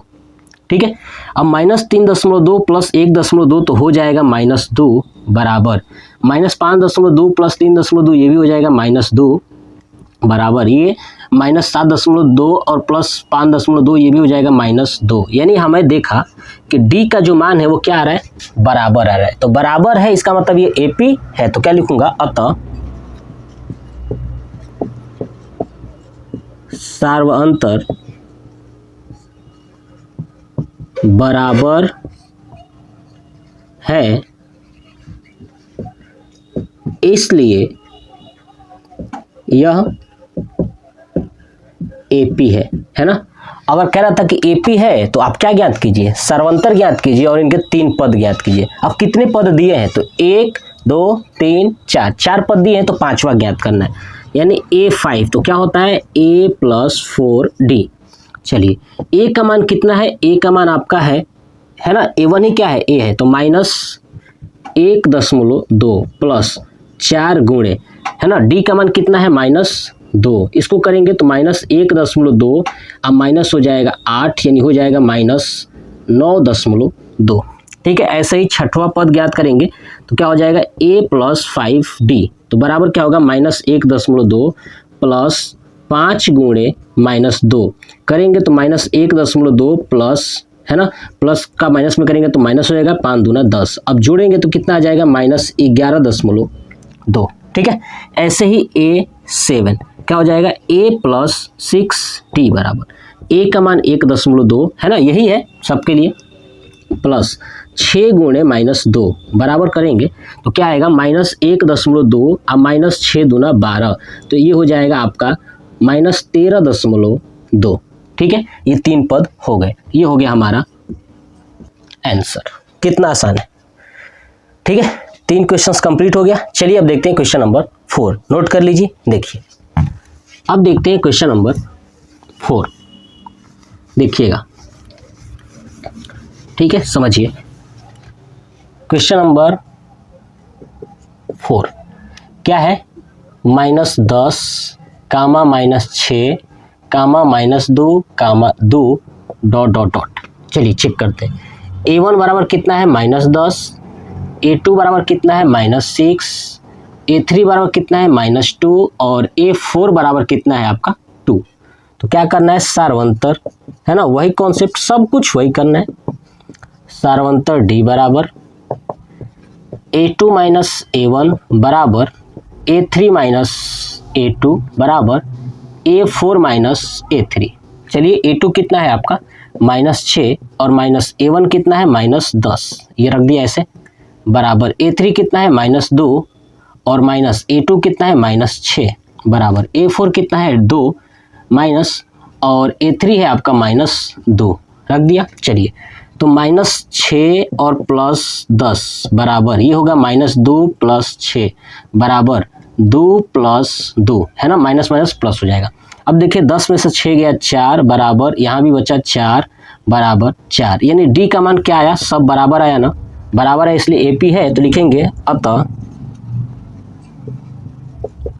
सार्वअंतर बराबर है, इसलिए यह AP है। क्या है, यह AP है।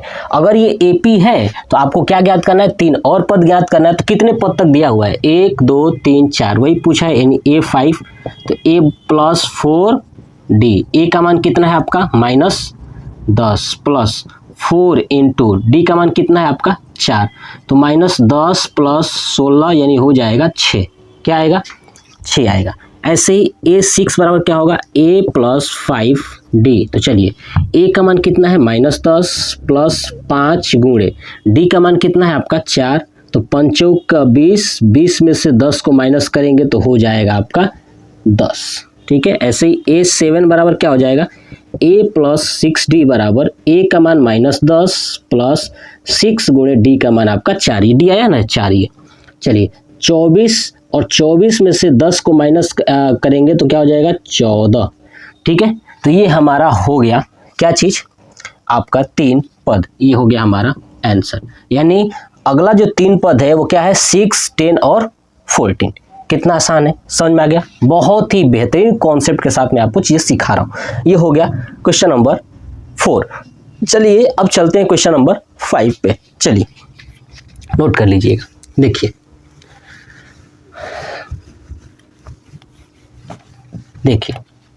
क्वेश्चन नंबर 5 है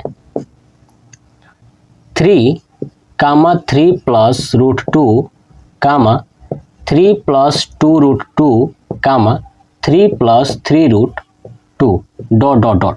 चलिए a1 बराबर कितना है आपका 3, a2 बराबर कितना है 3 प्लस रूट 2, a3 बराबर कितना है 3 प्लस 2 रूट 2 और a4 बराबर कितना है 3 प्लस 3 रूट 2। यही है। चलिए क्या ज्ञात करना है, सार्वंतर। सार्वंतर d बराबर क्या होता है a2 माइनस a1 बराबर a3 माइनस a2 बराबर a4 माइनस a3, है ना। a2 कितना है 3 प्लस रूट 2, तो 3 प्लस रूट 2 है ना, माइनस a1 कितना है आपका 3 है, ये हो गया बराबर a3 कितना है 3 प्लस 2 रूट 2 और माइनस a2 कितना है 3 प्लस रूट 2, है ना, बराबर। चलिए a4 कितना है 3 प्लस 3 रूट 2, है ना, माइनस a3 कितना है आपका 3 प्लस 2 रूट 2, 3 प्लस 2 रूट 2। चलिए अब देखिए यहाँ पे 3 प्लस 2 रूट 2 है माइनस 3, तो 3 से 3 कैंसिल, क्या बचा सिर्फ रूट 2 बराबर। यहाँ पे देखिए क्या है 3 प्लस 2 रूट 2 माइनस करेंगे तो माइनस हो जाएगा 3 और माइनस रूट 2 बराबर। यहाँ पे क्या होगा 3 प्लस 3 रूट 2 माइनस गुणा कर देंगे तो हो जाएगा 3 और माइनस माइनस हो जाएगा 2 रूट 2। ठीक है, यही हुआ। देखिए 3 से 3 इसमें भी कट जाएगा, इधर भी 3 प्लस में है और ये माइनस 3 है तो ये कट जाएगा। अब क्या बचे इधर रूट 2 बराबर। अब देखिए यहाँ पे 2 रूट 2 और माइनस रूट 2 क्या होगा रूट 2 बराबर। इधर देखिए 3 रूट 2 और माइनस में 2 रूट 2 है, यानी 3 में से 2 को हटा देंगे तो क्या बचेगा रूट 2। डी का मान ये आया है ना, बराबर है, तो क्या लिखूंगा, अतः सार्वंतर बराबर है, इसलिए यह एपी है। क्या है ये, एपी है। अगर एपी है तो आप मान ज्ञात कीजिए, है ना, 3 और पद ज्ञात कीजिए। तो क्या है a1 a2 a3 a4 तक दिया है तो क्या ज्ञात करना है a5 बराबर क्या होगा a प्लस 4d। चलिए a का मान कितना है आपका 3 प्लस 4 और d का मान कितना है रूट 2, तो ये हो जाएगा 4 रूट 2, हो गया आंसर। ऐसे ही a6 बराबर क्या होगा a प्लस 5d। चलिए a का मान है 3 और 5 d का मान है रूट 2, ये हो गया हमारा। ऐसे ही a7 बराबर क्या हो जाएगा a प्लस 6d, तो क्या हो जाएगा 3 प्लस 6 रूट 2, है ना। d के जगह पे रूट 2 ही तो रखना है, d का मान जो आया है, ये हो गया हमारा आंसर। क्या दिक्कत है, कितना आसान है, कॉन्सेप्ट क्लियर, समझ में आ गया, नोट कर लीजिए। चलिए अब देखते हैं क्वेश्चन नंबर 6। ठीक है, अब क्या देखेंगे क्वेश्चन नंबर 6, देखिए अब समझिए। ठीक है, जो चीज़ मैं सिखा रहा हूँ बस वैसे ही कॉन्सेप्ट आपको फॉलो करना है और आप देखोगे कि बड़ी आसानी से आप कर पाओगे। ठीक है, देखिए चलिए तो अब चलते हैं क्वेश्चन नंबर 6। ठीक है, देखिए क्या है 0.2 कामा 0.22 कामा 0.222 कामा 0.222। ठीक है, चलिए आई थिंक यहाँ पे 0.222 यहाँ पे 4 2 होगा। ठीक है ना, छूट गया है शायद। ठीक है, चलिए तो ये 4, ये डॉट डॉट डॉट कर देता हूँ। अब मुझे क्या है a1 बराबर 0.2, a2 बराबर 0.22, a3 बराबर 0.222, है ना। और ऐसे ही A4 बराबर कितना आ जाएगा 0.222, A1 0.2, ठीक है, A2 0.22 और A3 0.222 और A4 0.222, ठीक है, एक और 2 है यानी 4 2 है, ठीक है, तो ये लिख दिया। अब हमने A1 A2 A3 और A4 का मान निकाल लिया, ठीक है। अब हमें निकालना है सार्व अंतर, लिखूंगा सार्व अंतर D बराबर, है ना, सार्व अंतर D बराबर क्या होगा, A2 माइनस A1 बराबर A3 माइनस A2 बराबर A4 माइनस A3। चलिए A2 कितना है, ये है 0.22 माइनस A1 कितना है 0.2 बराबर A3 कितना है 0.222 माइनस A2 है 0.22, ठीक है, बराबर A4 है 0.2222 माइनस A3 कितना है आपका 0.222। अब चेक करते हैं कि बराबर आएगा कि नहीं आएगा। देखिए 0.22 में से 0.2 घटाएंगे तो कितना आएगा 0.02 आएगा, ठीक है, क्या आएगा 0.02 आएगा, ठीक है, समझ में आ गया। 0.22 में से 0.2 घटाएंगे तो क्या आएगा 0.02। चलिए ऐसे ही बराबर, अब यहाँ पे घटाएंगे तो इसमें से क्या आएगा, इसमें से घटाएंगे 0.222 में से 0.22 तो ये आपका आएगा 0.002 बराबर। अब इसमें से इसको घटाएंगे तो आएगा 0.00 और 02, यानी हमने देखा कि D का मान ये बराबर है ही नहीं, है ना। दशमलव के बाद यहाँ पे 2 अंक, दशमलव के बाद 3 अंक, दशमलव के बाद 4 अंक, तो ये बराबर है ही नहीं। तो क्या लिखूंगा, अतः सार्व अंतर बराबर नहीं है, इसलिए यह AP नहीं है। बस यह AP है ही नहीं, और जब AP है नहीं तो हम आगे सॉल्व करेंगे नहीं, है ना, 3 पद ज्ञात ही नहीं करेंगे तो अतः ये AP नहीं है। बस हो गया। चलिए अब क्वेश्चन नंबर चलते हैं 7 पे, देखिए नोट कर लीजिएगा। चलिए देखिए अब चलते हैं क्वेश्चन नंबर 7 पे। 7 देखिए क्या है, 0, -4, -8, -12 ... देखिए A1 का मान है 0, A2 का मान है -4 और A3 का मान है -8, A4 का मान है -12। वही चीज लिखेंगे सार्वंतर, ठीक है। तो D बराबर क्या होगा, A2 माइनस A1 बराबर A3 माइनस A2 बराबर A4 माइनस A3। चलिए A2 कितना है -4, है ना, -4, A1 है आपका 0 बराबर A3 कितना है -8 माइनस A2 है -4 बराबर A4 है -12 माइनस A3 है -8। तो -4 में से -0 करेंगे तो -4 आएगा और यहाँ पे आएगा -8 और +4 बराबर -12 + 8। अब ये हो गया -4 बराबर -4 बराबर -4, है ना। ये देखिए -8 + 4 -4 हो जाएगा, तो ये बराबर आ गया। D का मान क्या आ गया, बराबर आ गया, तो इसका मतलब AP है। अतः सार्व अंतर क्या है, बराबर है, इसलिए यह AP है। क्या है, यह AP है। अब AP है तो आगे का पद ज्ञात कीजिए, कितना पद तक दिया है, A4 दिया है, तो क्या ज्ञात करना है, A5। तो क्या होगा A + 4D। चलिए A का मान कितना है आपका 0 + 4, D का मान कितना है आपका, D का मान -4, तो आ जाएगा -16 में 0 जोड़ेंगे तो -16 ही आएगा। ये हो गया हमारा। नेक्स्ट A6 क्या होगा, A + 4D, A का मान है 0 + 6 की जगह पे 5D होगा ना, ठीक है, तो 5 × -4 ये हो जाएगा -20।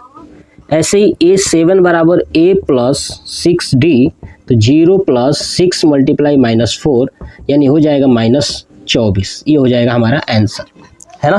3 पद ज्ञात हो गया। अगर एपी है तो 3 पद ज्ञात करेंगे, बस नोट कर हो गया। ये था क्वेश्चन नंबर हमारा 7 कंप्लीट हो गया। चलिए अब देखते हैं क्वेश्चन नंबर 8। चलिए देखिए, आप नोट करिएगा और नोट करने के साथ साथ प्रैक्टिस बहुत कीजिएगा, ठीक है, क्योंकि एग्जाम में मायने ये रखता है कि आप कितना तेज कर पा रहे हो, ठीक है। चलिए ऊपर का क्वेश्चन हटा देता हूँ ताकि मुझे बहुत ज़्यादा स्पेस मिल जाए और क्वेश्चन नंबर चलना है आपका, ठीक है। अब देखिए क्वेश्चन नंबर 8, देखिए 8 -1/2 -1/2 और -1/2 -1/2 डॉट डॉट डॉट। a1 बराबर कितना है -1/2, a2 बराबर कितना है -1/2, a3 बराबर कितना है -1/2, a4 बराबर कितना है -1/2। तो क्या लिखे लेंगे सार्वंतर। तो सार्वंतर d बराबर क्या होता है a2 - a1 बराबर a3 - a2 बराबर a4 - a3, ठीक है।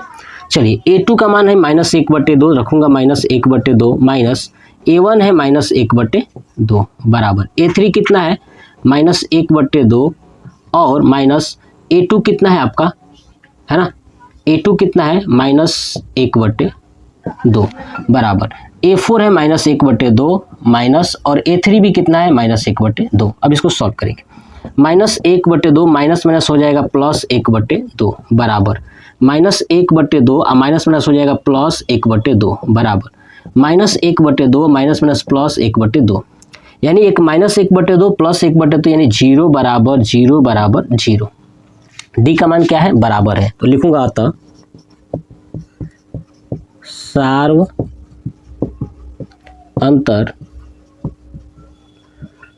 बराबर है, इसलिए यह एपी है। क्या है यह एपी है। अगर ये एपी है तो आप 3 पद और ज्ञात कीजिए। अब कितना पद दिया है 4 पद दिया है तो निकालेंगे a5 बराबर, ठीक है, a + 4d, ठीक है। तो a का मान कितना है आपका -1/2। तो चलिए -1/2 + 4 × d का मान 0 है तो क्या आएगा -1/2 ही आ जाएगा। ऐसे ही a6 बराबर क्या है a + 5d, तो a का मान -1/2 + 5 × 0 बराबर आएगा -1/2।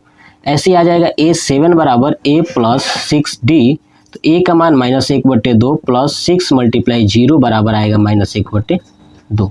यानी ये हो गया हमारा आंसर। कह रहा था कि अगर भैया अगर समांतर है ना, समांतर श्रेणी यानी एपी है तो आप आगे का 3 पद ज्ञात कीजिए। तो देखिए हमने ज्ञात कर लिया, बस ये हो गया। क्वेश्चन नंबर 8 कंप्लीट हो गया। चलिए देखते हैं क्वेश्चन नंबर 9। हटा दूं, देखिए नोट कर लीजिएगा। देखिए अब हम देखते हैं क्वेश्चन नंबर 9। देखिए क्वेश्चन नंबर 9 कह रहा है 1 3 9 27 डॉट डॉट डॉट। चलिए a1 बराबर कितना है 1, a2 बराबर कितना है 3 और a3 बराबर है आपका 9, a4 बराबर है 27।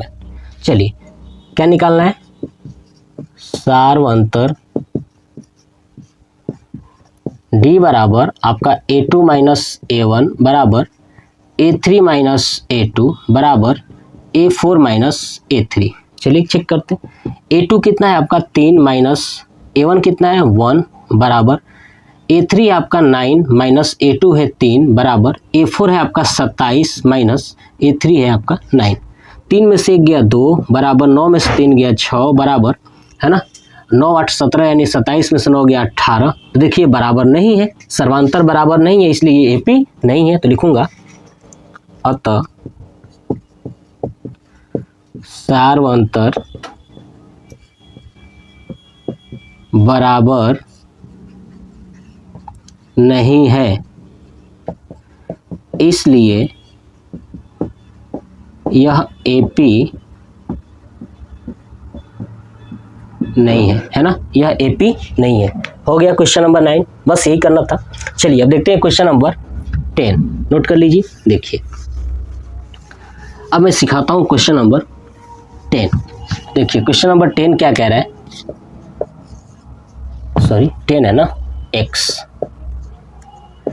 चलिए तो देखिए क्या है, a, 2a, 3a, 4a, dot dot dot. ठीक है, चलिए तो a1 बराबर कितना है आपका a, a2 बराबर कितना है 2a, a3 बराबर है आपका 3a और a4 बराबर है आपका 4a।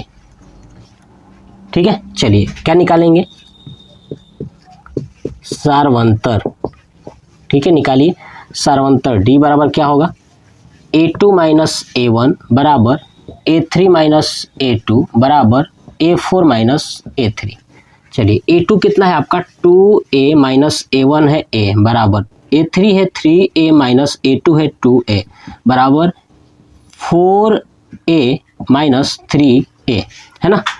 2a में से a करेंगे a आ जाएगा, 3 में से 2 जाएगा ये भी a आएगा और 4 में से 3 जाएगा ये भी a आ जाएगा, यानी सारवंतर क्या है, बराबर है। तो क्या लिखूंगा, अतः सारवंतर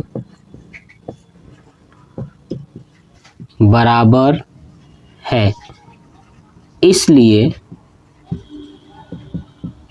यह AP है। AP है तो आगे का पद ज्ञात कर लीजिए, A4 है ना तो A5 बराबर क्या होगा A प्लस 4D।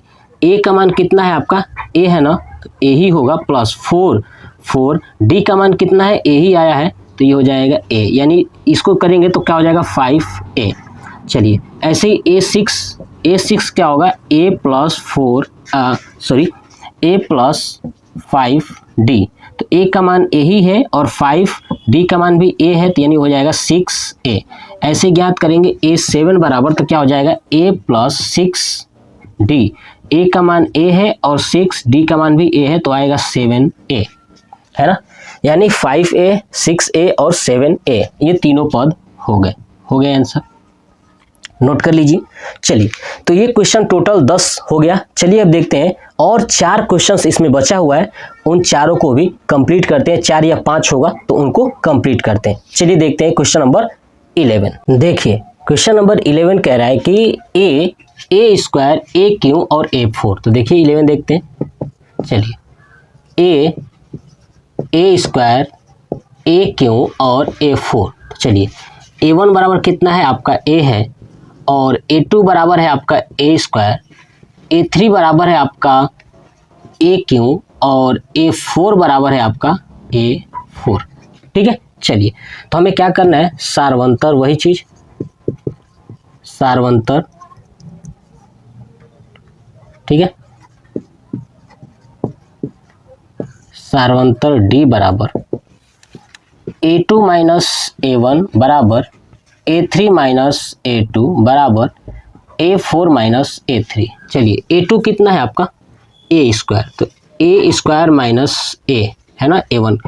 a3 कितना है a3 माइनस a स्क्वायर बराबर a4 है a4 माइनस a3। ठीक है, देखिए अब आप देखेंगे कि a स्क्वायर में से a तो घटेगा ही नहीं, यहाँ पे a3 में से a स्क्वायर घटाना है, a4 में से a3 कभी ये बराबर हो ही नहीं सकता क्योंकि घट ही नहीं पाएगा। इसका मतलब सारवंतर बराबर नहीं है। तो क्या लिखूंगा, अतः सारवंतर बराबर नहीं है, इसलिए यह AP नहीं है ना, यह AP नहीं है। आगे समझ में। चलिए अब चलिए क्वेश्चन नंबर चलते हैं 12 यानी 12 नंबर पे। हटा दो इसे, देखिए। चलिए देखिए क्वेश्चन नंबर 12 क्या कह रहा है, √2, √8, √18, √32, है ना। चलिए √2, √8, √18 और √32 डॉट डॉट डॉट। a1 बराबर कितना है √2, a2 बराबर कितना है √8 और a3 बराबर कितना है √18, है ना, और a4 बराबर कितना है √32। चलिए करते हैं। अब करेंगे क्या, सार्वंतर,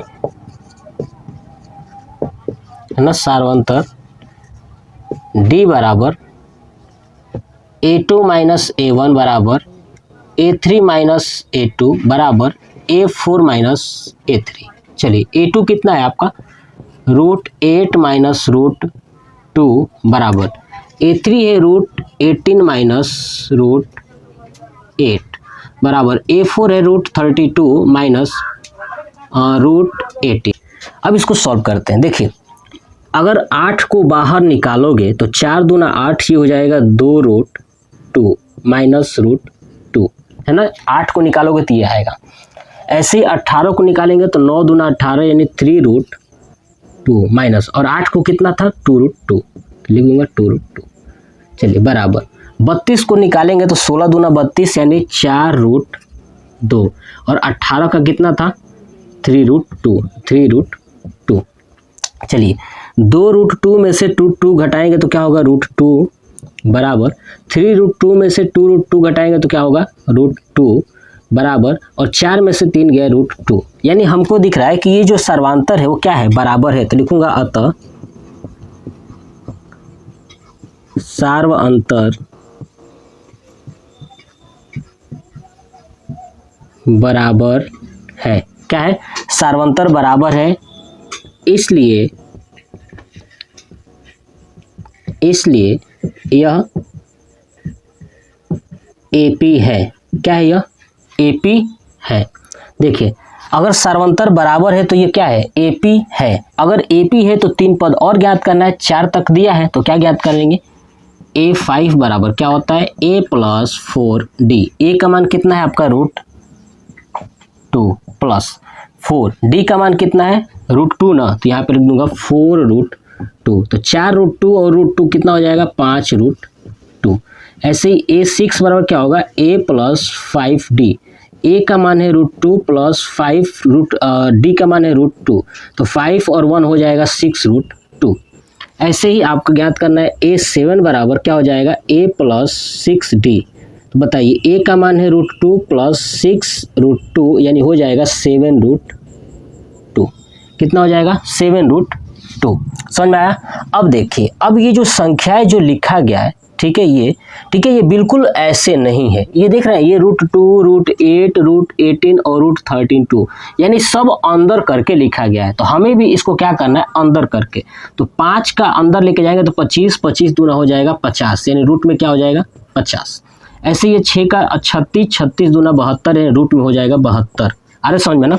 ऐसे ही 7 को अंदर लेके जाएंगे तो 49 और 49 में 2 का मल्टीप्लाई कर देंगे 49, 49 दूना 98 यानी रूट में 98, यानी ये हो जाएगा हमारा आंसर इसके फॉर्म में, है ना, इसके फॉर्म में। देख रहे हैं ना रूट से बाहर कोई नहीं निकला है, इसलिए ये रूट के अंदर हमने भी कर दिया। तो ये था हमारा क्वेश्चन नंबर 12। ठीक है, 12 कंप्लीट हो गया। चलिए अब देखते हैं क्वेश्चन नंबर 13 नंबर क्या कह रहा है, √3 √6 है ना, ऐसे है। तो 30 नंबर √3 √6 √9 और √12 ... A1 बराबर कितना है √3, A2 बराबर कितना है √6, A3 बराबर कितना है √9 और A4 बराबर कितना है √12। तो क्या होगा सार्वंतर, वही चीज है ना, सार्वंतर D बराबर क्या होगा A2 माइनस A1 बराबर A3 माइनस A2 बराबर A4 माइनस A3। चलिए A2 कितना है √6 माइनस A1 है √3, A3 है √9 और A2 है आपका √6 बराबर A4 है √12 और माइनस √9। ठीक है, अब देखिए यहाँ पे ये कभी भी बराबर नहीं दिख रहे है ना, कभी रूट का माइनस हो ही नहीं पाता, ये बराबर है भी नहीं। तो क्या लिखेंगे, अतः सार्वअंतर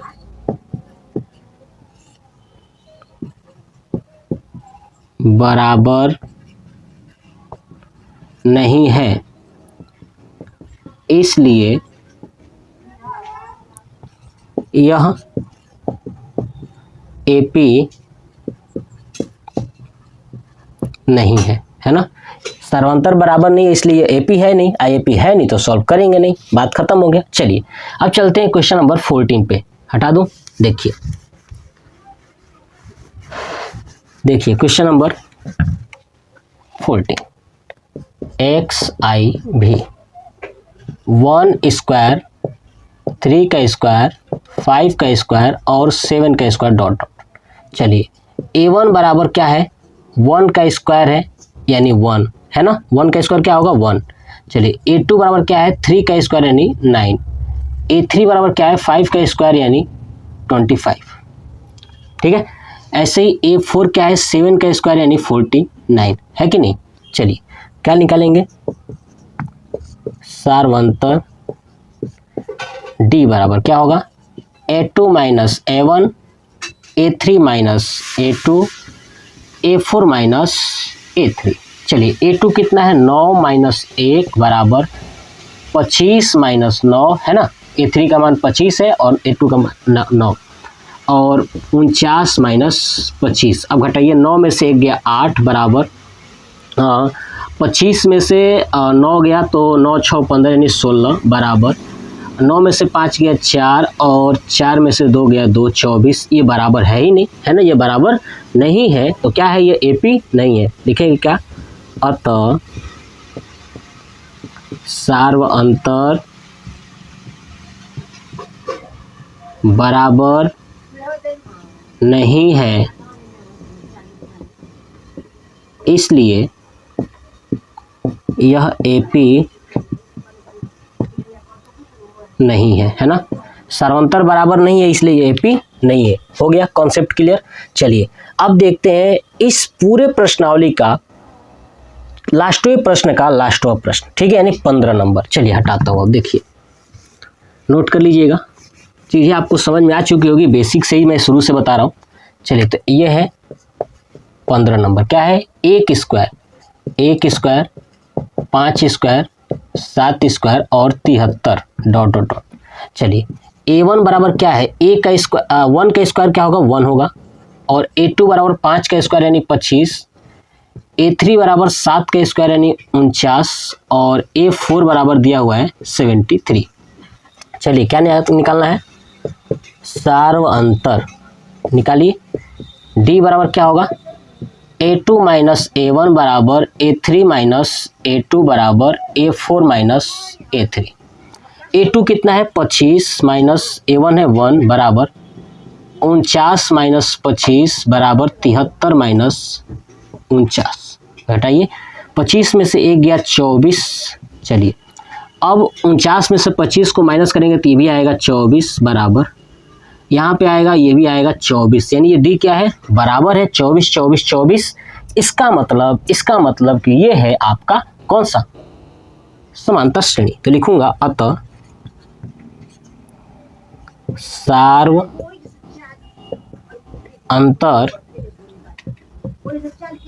बराबर है,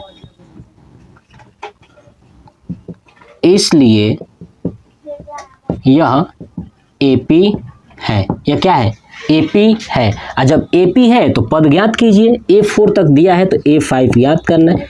a5 क्या होगा, a प्लस 4d। चलिए a का मान कितना है आपका 1, तो 1 प्लस 4, d का मान आया है 24 है ना।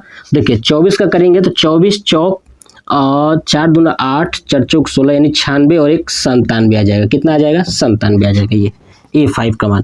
a6 बराबर क्या है, a प्लस 5d यानी a का मान 1 प्लस 5 इंटू 24। चलिए तो 20 5 100 और 24 5 120, 120 और 1 121। चलिए a7 बराबर क्या होगा, a प्लस 6d बराबर 1 प्लस 6 मल्टीप्लाई 24। ठीक है, तो 24 छक्का 144 और 144 और 1 145। ये हो गया हमारा 3 पद, ये हो गया कंप्लीट।